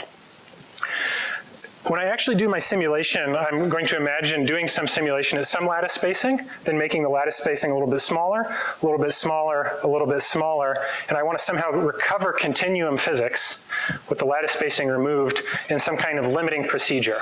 So to that end, I'm going to Taylor expand. So here I've got a mu hat and a nu hat, so really what that means is step one lattice site in the mu direction or in the nu direction, and so I'm going to Taylor expand in terms of A there. So I've got sums and differences of A mu at different sites.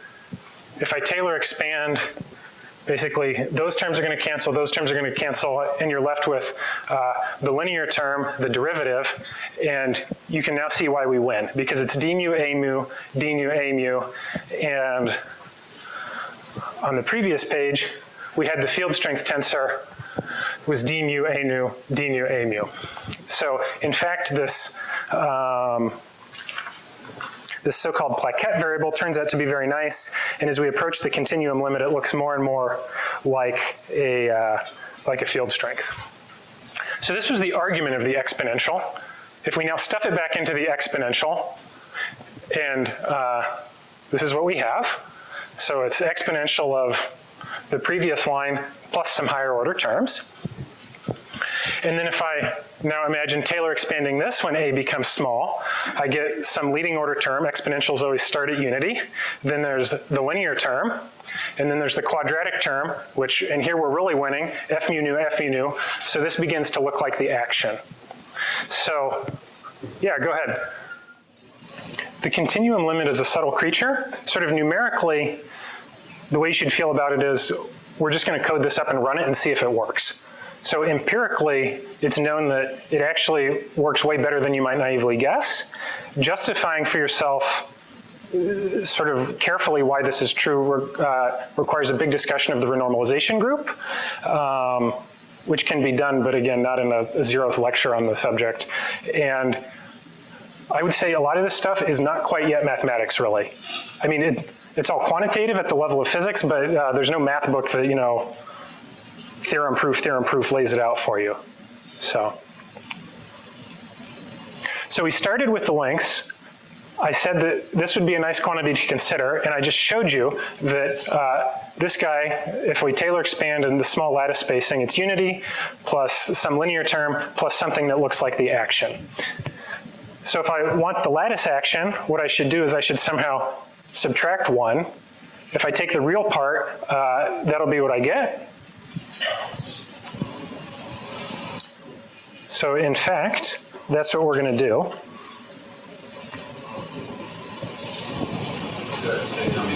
Yeah, go for it.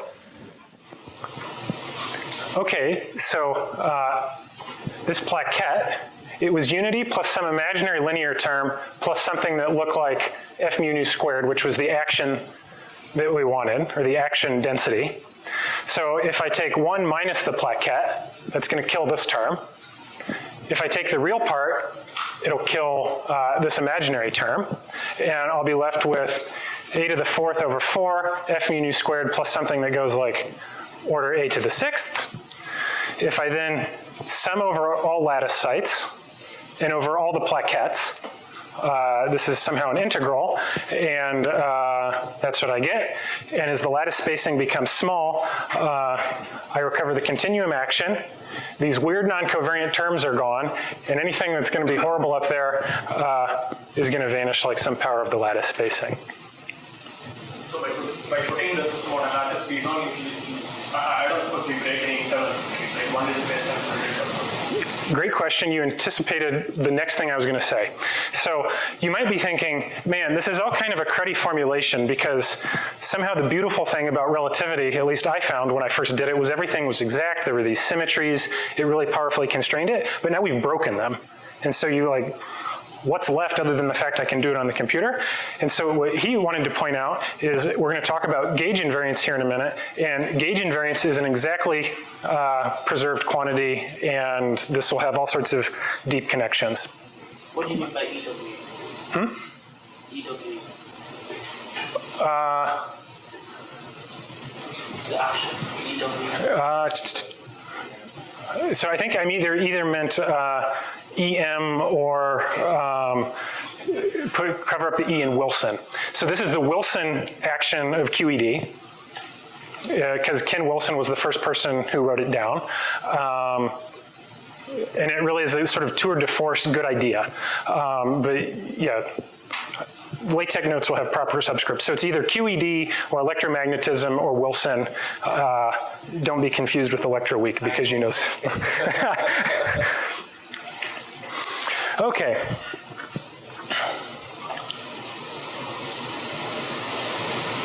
Yep, so as I said, this is the Wilson action for QED, and it allows us to define what we mean by QED non-perturbatively. So the thing we want to compute, this path integral over all possible fields, if you've ever taken a course in quantum field theory or ever heard it talked about by people, somehow the whole discussion involves lots of mumbling about infinities and things being swept under the rug, and it's known how to treat all these things in perturbation theory in a way that gets the right answer when you compare to experiment, but it's sort of like, I don't know about this. On the other hand, with this formulation, at any finite A, this is just some big finite sum. You can compute it on a computer. There are no infinities anywhere because you're just adding up a large but finite set of numbers. As you approach the continuum limit, hopefully the observables, the things like energy you get, tend smoothly to some real finite number, and this allows you to define it non-perturbatively. Again, somebody asked about continuum limits. A lot is known from arguments using the normalization group about how this limit is approached, but it's not like you have a mathematical proof in the spirit of Calc 1 that such and such quantity converges absolutely because you have Cauchy sequences or something like that. But the point is you really can compute these things on a computer. There's no nonsense, and you can just watch it in and then decide for yourself whether you believe it's going to go to something finite or not. Yep, compute it on a computer, several values of A, then go to A goes to 0.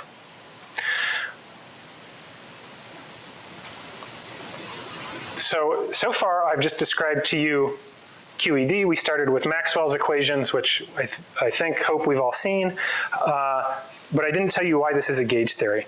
However, I now want to take the action, think about it again, think about its gauge properties, and then this will let us then, in one line, generalize to quantum chromodynamics. And this is, somehow to me, the generalization is much clearer on the lattice than it is in the continuum, and requires somehow less group theory to do it. So that's, somehow the gauge structure is really elegantly captured in the lattice formulation. So, observation.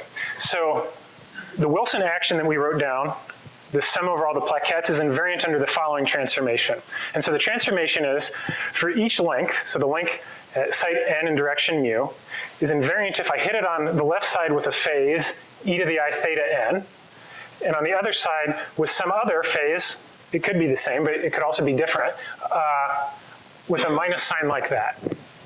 So if I just do this property to all of my gauge lengths, I can ask what happens with the plaquette, and the plaquette is in fact invariant, Because remember the plaquette, I was just stepping around this square. So if I multiply by a phase and a different phase with a minus sign, but now this guy transforms phase, phase with the minus sign, phase, phase with the minus sign, phase, phase with the minus sign. The minus signs cancel, and so all the phases cancel, and so the plaquette itself is invariant.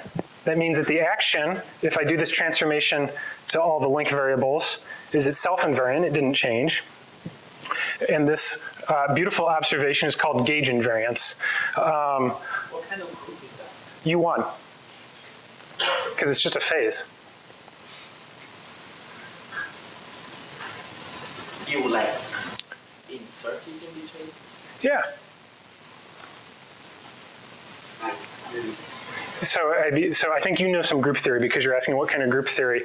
I mean, this is just the statement. The U1 I know just takes one side. Like you take the exponential on one and transforms that way, and then. That's the fundamental representation. This is transforming in the adjoint. Because remember, adjoint acts by conjugation in the group, but it's only infinitesimally that it's conjugation. Yeah. Okay, so group theoretical aside, this is gauge invariance. I would say that its presence is somewhat deep and mysterious. I mean, we all know how to compute things with it in the field, but it is a bit weird. Technically, it's responsible for keeping the photon massless.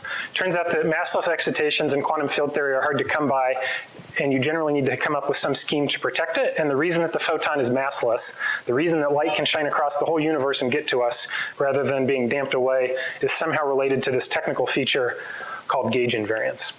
The nice thing about the way we've done it now is if we take our transformation, the link goes to some complex number times the inverse or the conjugate of it. We can recognize that G belongs to some group.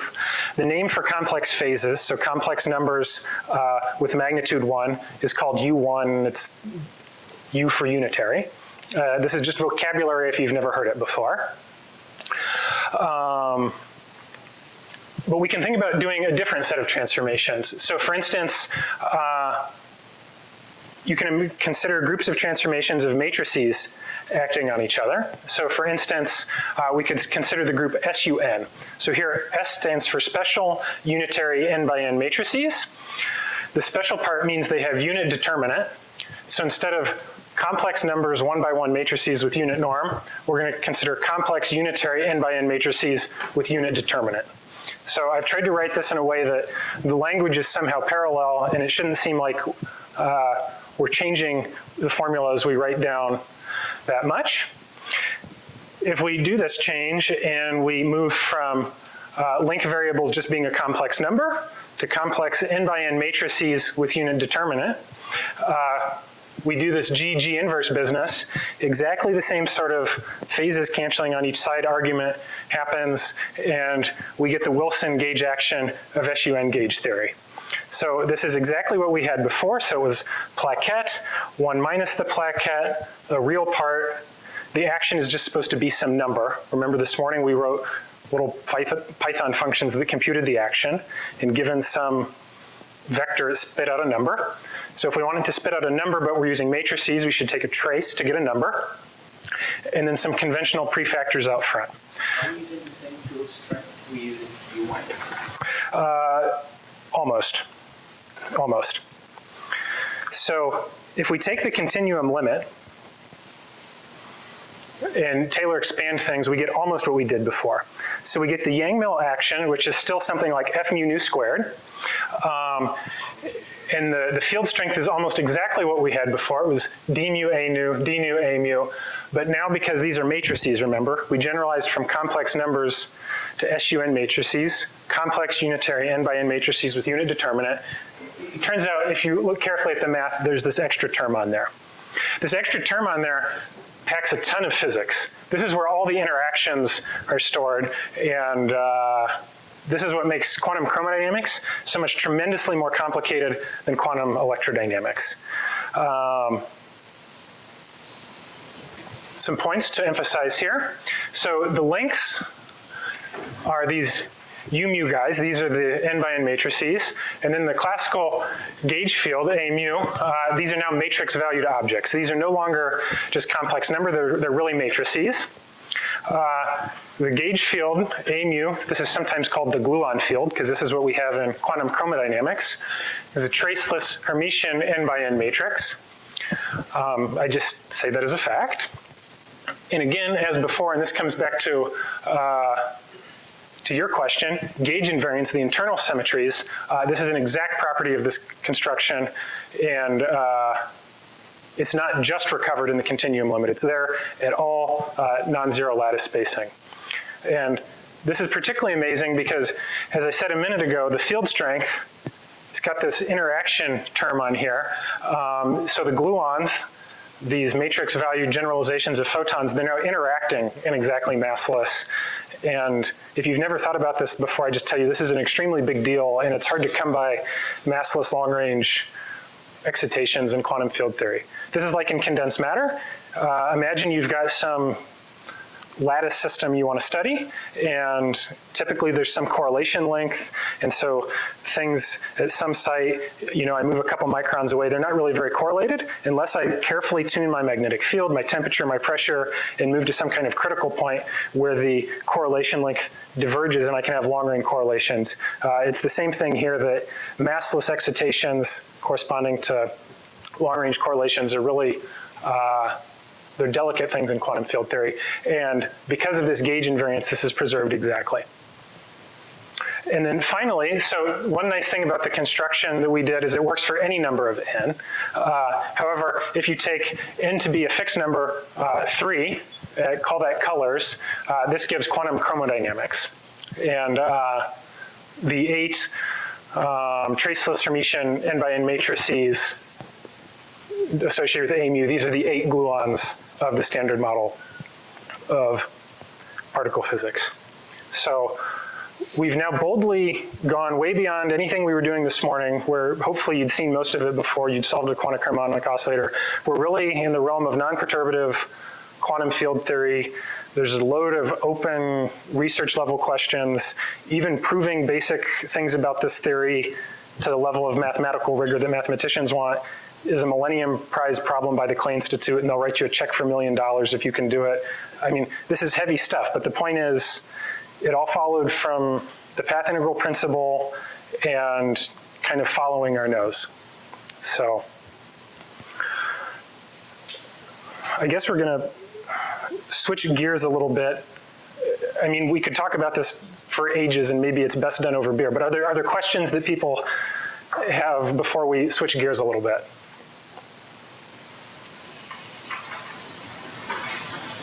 So if we were to use this for the electrode theory, do you have any explanation for the mass of the Higgs, for instance, in symmetry breaking? So it turns out that chiral gauge theories, where it's SU2 left, there are certain technical things that keep you from writing down chiral gauge theories non-perturbatively, so no one knows how to do that. This is also an important outstanding question that doesn't receive as much attention as it should. However, studying gauge fields plus scalars, so a Higgs, this is totally, I have code that I will share with you if you want, that's like a couple extra lines from what I'm sharing with everybody that turns on a Higgs field, and you can do that. So, yeah, good question. And it gets its mass. Yeah, I mean, I think it does, yeah, I think you get massless vector bosons. Interested in you can now study chiral gauge field on lattice. Right, yeah. So if you know what those words mean, great. If not, ask me afterwards, because I would have to talk about fermions to say what it actually means. Okay, so another just cute bit of vocab. So we've now moved away from 0 + 1 dimensional path integrals into D + 1 dimensional. And why do we have this lingo? So space-time is 3 + 1 dimensional. The dynamical objects in a field theory are, of course, fields. That is to say, rules for assigning a field value at each given point in space-time.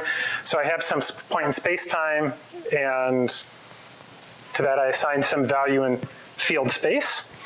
So in lattice gauge theory and QED, the elements are U1.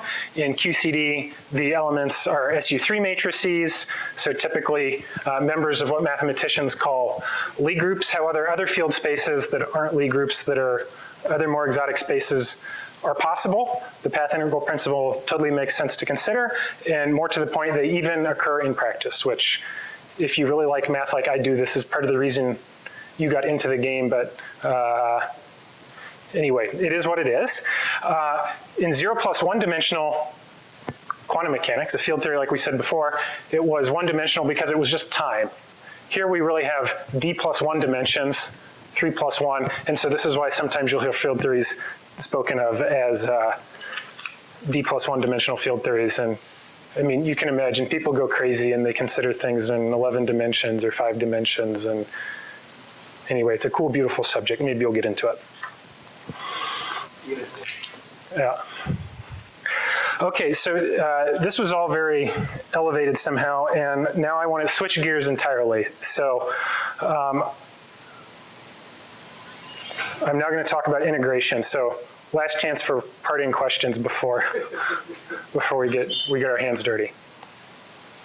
Okay, so integrals. So here's my categorization for physicists. So I think to physicists, no one will probably be too offended if I say there are basically three ways to do integrals. So the first way to do integrals I would call Riemann sums, and I group in there everything you learned how to do as a freshman in Calc 1 and Calc 2.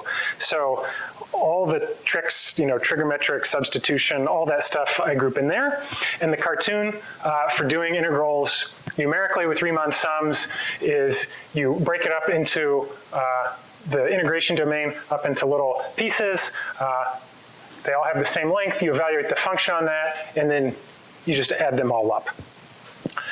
This works pretty well, the right-hand side of the equation, as a recipe for, you know, integrating things numerically if the function is reasonably smooth and if you're not in like really high dimensions. Quantum field theory, remember, there are infinitely many degrees of freedom. So this is going to turn out to be a spectacularly bad way to do quantum field theory, but I mean, I have published papers where that is how I did the integral. I didn't even use Simpson's rule because I didn't need to. The second set of integrals that we know how to do involve contour integration. So this, you know, you learn as a junior when you step boldly into the complex plane.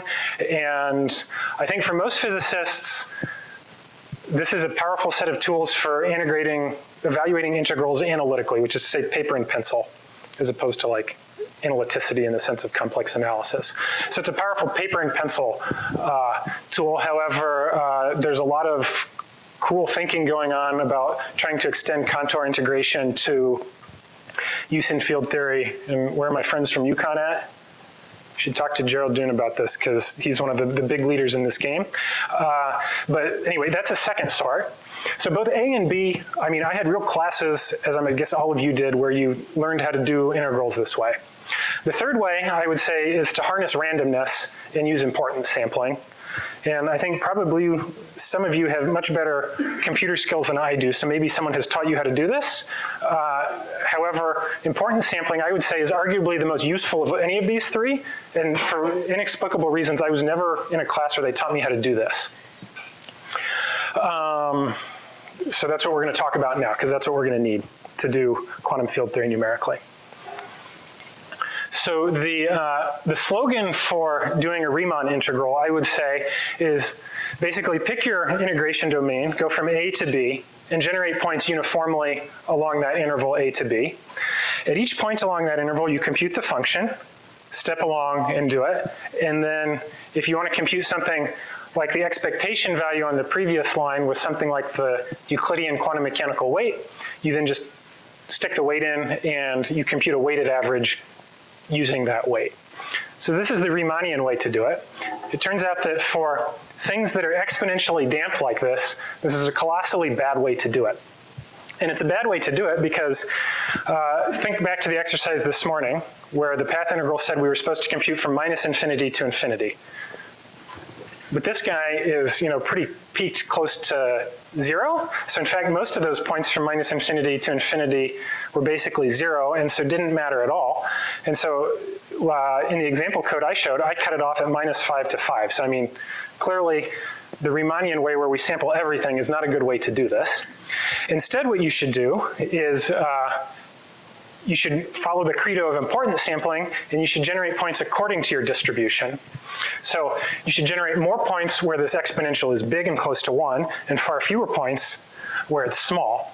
If you generate the points in your domain according to this distribution, you can then just compute the function value on all those points and then average them evenly without computing the weights. The weights are then built into this distribution. And this is a tremendously useful idea in high dimensions and in highly peaked integrands, so just what we need for quantum field theory. So one thing I didn't tell you this morning when I asked you all to download Vegas is a numerical importance sampling routine. It was invented in like 1978 by Peter Lepage as a brilliant grad student. Hopefully I'm going to do anything that's ever remembered that many years later. And it does this importance sampling, and that's what it was doing underneath. So that's why we were able to compute this integral numerically. Show of hands, who has heard of importance sampling before I just said these words? Yes? Okay, so some of you. I think that there are going to be, a whole other set of lectures that are really going to go crazy on this later in the week. Yeah, there are a couple of dedicated lectures on Monte Carlo methods. So this is, what I'm going to say is kind of in the spirit of a 0th lecture on all this stuff. So a lot more to come. So what we want to do is we want to use importance sampling to evaluate path integrals. So what we need to do is we need to generate configurations according to this quantum mechanical weight. And so a configuration in the example this morning was just a vector x. That was a configuration. In field theory, it would be a snapshot of the field, so not just a vector, but if we were in a 2-dimensional field theory, it would be a 2D array. In QCD or QED, it's a 4-dimensional array. It sort of lives on a torus. And so we need to generate field configurations according to this distribution. And the way we're going to do this is we're going to try to come up with some suitable random walk through field space. So I start with some configuration, and then I need some rule for coming up with another one, and another one, and another one, and generating an ensemble of configurations such that their statistical properties match that distribution.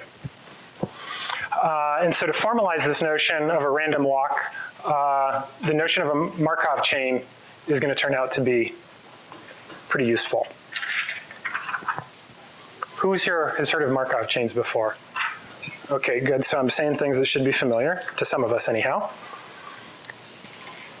If you've never heard of it before, have no fear. I did not learn about this until I started working on my thesis, and then I had to learn it. Okay, so as I said, a Markov chain is going to formalize the notion of an abstract walk. So it's the sequence of field configurations U0, U1, U2, UN. And the thing that decides what kind of random walk we have is a transition probability. And it's the transition probability to go from some configuration to the next one. So, so from the n minus 1th configuration to the nth configuration. And we'll write it like this. So it's T for transition, U goes to U prime. And I think this notation is reasonably standard, and it's somehow like the arrow goes to the left because it's sort of like coding, and I mean, arrows go to the left when you write code. This transition probability that we equip our sequence with should satisfy 2 conditions. The first is it should be positive and less than 1, and this is just basically the statement that it should really be a transition probability. Probabilities are numbers that live between 0 and 1, and the other thing is it should satisfy, if I start at U and I go to U prime, and then I add up all the probabilities to go to any U prime, I should get 1. And this is just the statement that you've got to go somewhere, right? If it didn't add up to 1, then there'd be some places, anyway, you got to go somewhere is the slogan for it. So right now, a Markov chain, I mean, it's a super duper general object. It's so general that it's not even clear why you would think to write it down in the first place and why it would be useful. And to go further, we have to specify what exactly we want to use for the transition probability T. Our choice of T is what's going to distinguish different types of random walks.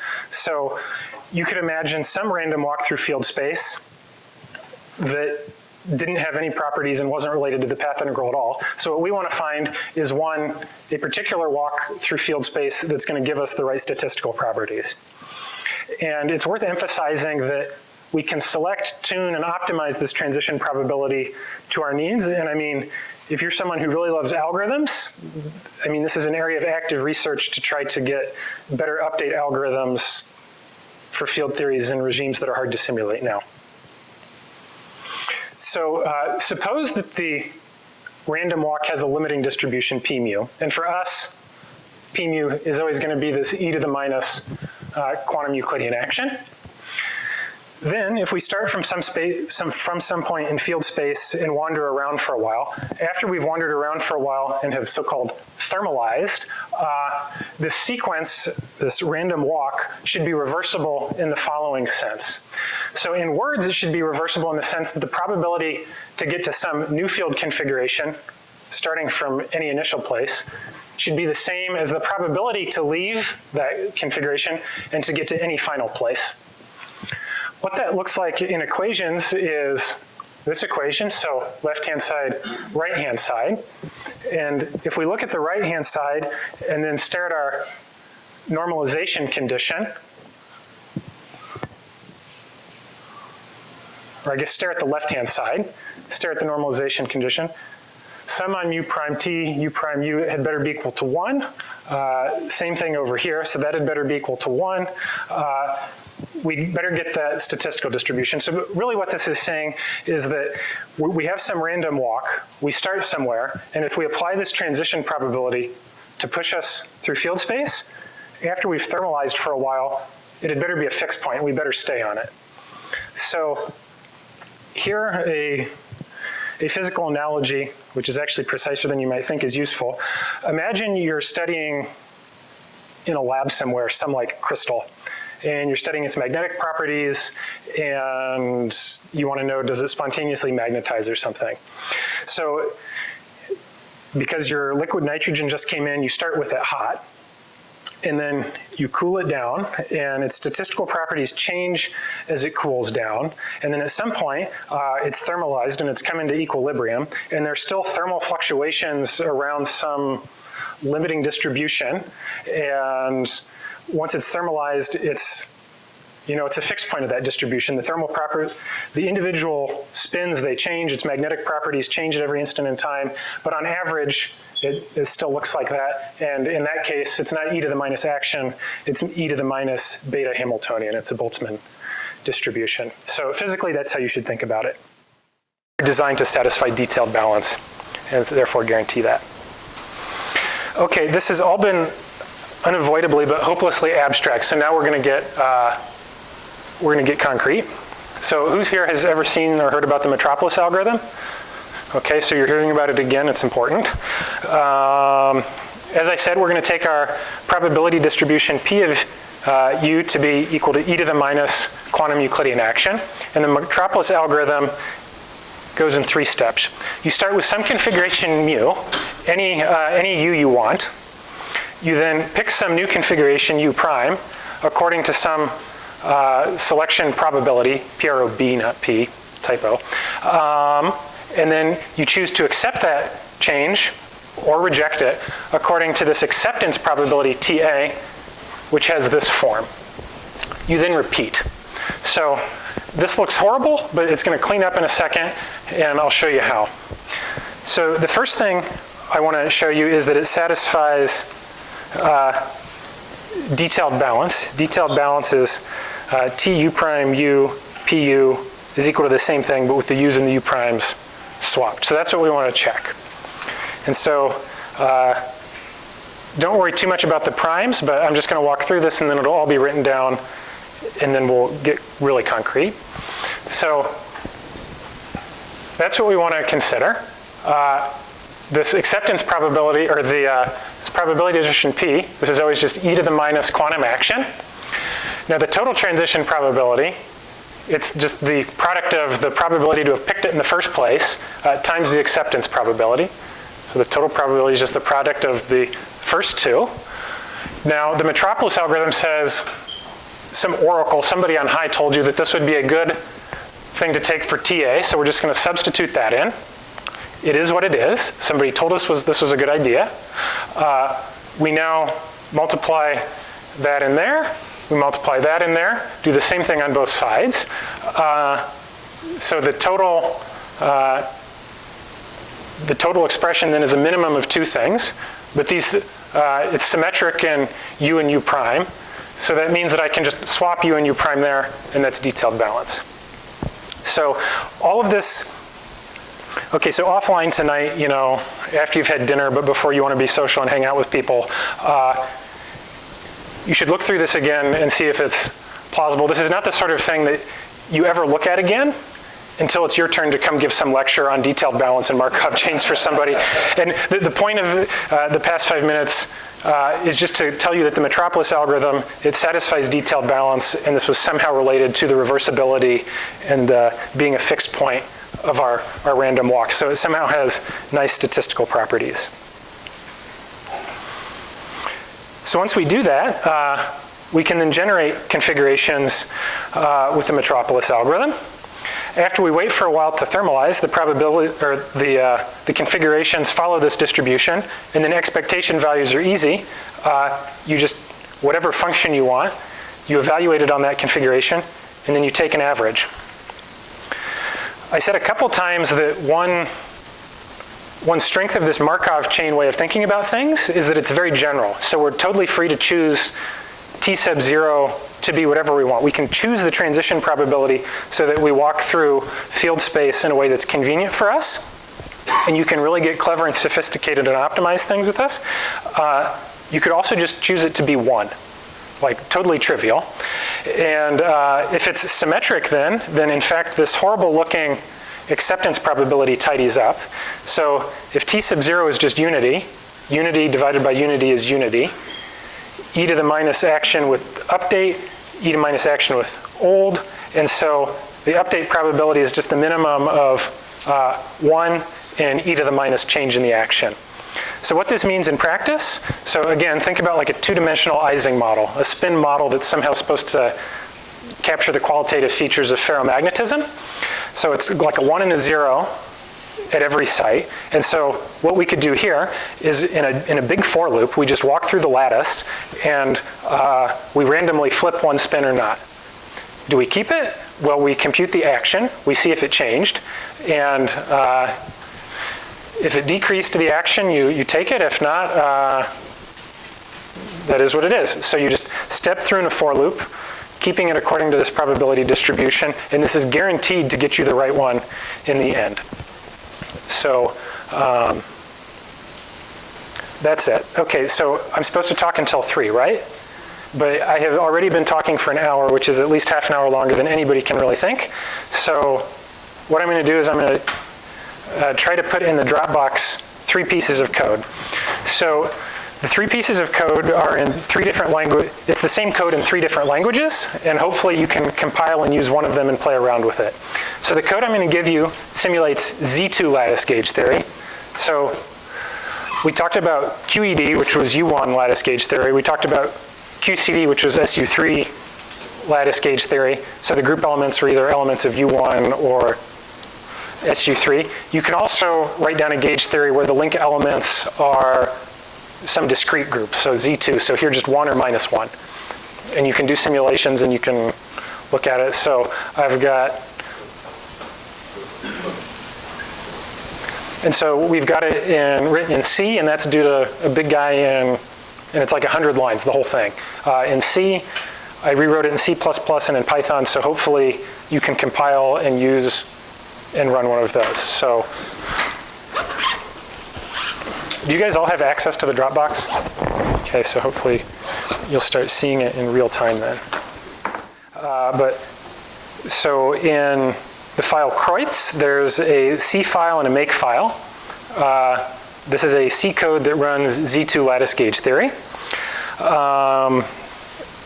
In the folder field theory, there is the same thing but translated into C++, and it also simulates Z2 lattice gauge theory. You were asking about Z2 Higgs. There's a Z2 Higgs one, which I think even works. And there's also a folder called Python, which has Z2 and Z2 Higgs.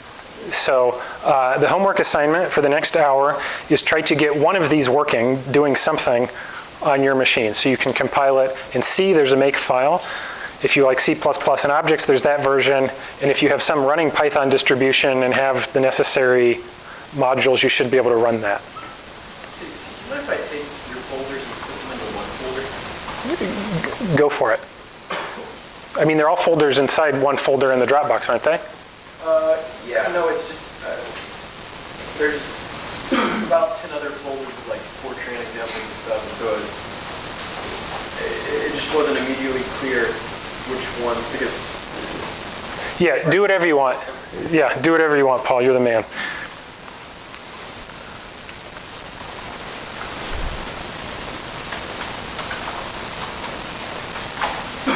So yeah, so the next 20 minutes or so until we're done is just me answering whatever questions you have, helping you with computer things. It can be horsing around with this new code that I've just shared.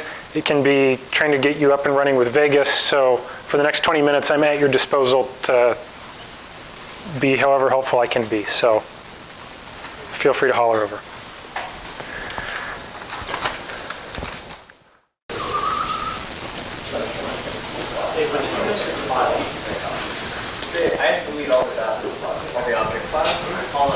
Okay, so if you're still working on something, that's fine. If not, I'll just walk you through one file now that you've hopefully got it on your machine.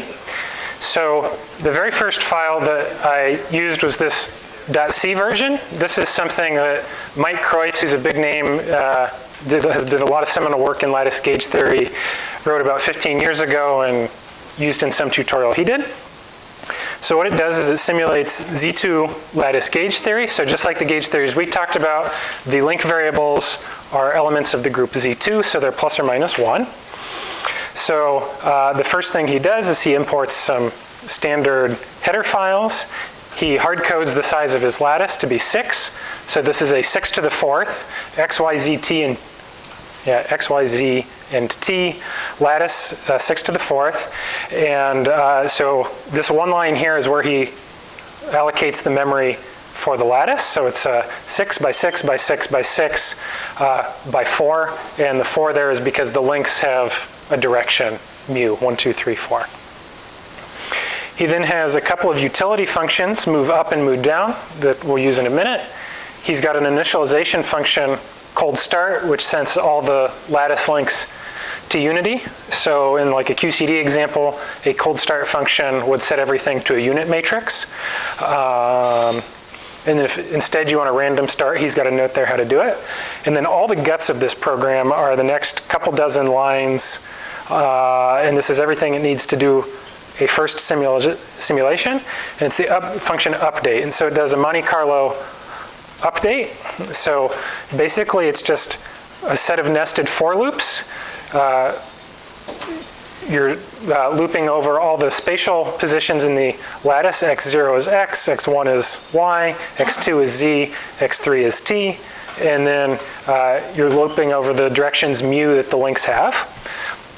And remember before when I was talking about how the Markov chain gave us a way to just walk through the lattice, and one way to do the Metropolis algorithm was just start on a site N, propose an update, accept it or not with the Metropolis accept reject step, step to the next lattice site, propose a new update, accept or reject, step to the next site, and you just loop through the lattice like that. And so that's what he does. Remember that for the Metropolis accept reject, if you do the silliest thing possible, which is just take the simplest possible acceptance probability, what you needed was the minimum of 1 and the change in the action. So if I have if I'm changing a single link, you don't need to compute the action from all the other links that didn't change. You just need to compute the change from that one link. And so if you're right here, remember we tiled it with plaquettes, and so a given link, it's these staples along the wings of it that determine the change in the action. So he moves up and down and around and computes the so-called staple sum. This is related to the change in the action. And so at each site, he proposes an update and then computes the change in the action. There's the Boltzmann weight, this e to the minus change in the action. He's calling a random number generator to decide whether or not he takes it. And then he returns a number. And then the main, so a couple of you actually got this file to run and it dumped out a bunch of numbers. So basically what he does is he picks some value of the coupling. He does an update sweep. He changes the coupling, does an update sweep. Changes the coupling, does an update sweep. So if we put our condensed matter hats on for a minute, this is just like I've got some spin system. I apply a magnetic field. I let it do something. I then change the magnetic field a little bit, a little bit, a little bit. As I change the magnetic field, the magnetization of the system will change. And then if I bring the magnetic field back down, the magnetization will change again. And probably in like, I don't know, at some point you heard about hysteresis loops in magnetic systems. So you apply some external magnetic field, the magnetization increases and saturates. And then as you decrease the magnetization back down, it goes back down to 0, but it follows some other path, and it's not a line, it's an area that it traces out. So this is exactly what it does. So if you take the numbers that come out of either the C or the C++ files, which up to compilation errors should run out of the box, you take those numbers and plot them, you'll see a hysteresis curve. So this is kind of cool. Probably in no other physics class that you ever took did you do something where you could actually plot a hysteresis curve. It was just some experimental thing. Now you can do it in a quantum field theory. And it only took 100 lines. So this is cool, play around with it. And when I give you the rest of the notes, I'll have some exercises at the end that you can go and mess around with. Some of them are basically trivial. Others are like sort of mini research projects, so you can do either as little or as much with this as you want, and it's kind of cool. So I guess with that, it's 3 o'clock and I'm supposed to be quiet now, so I'm here all night, so feel free to ask questions. Thanks.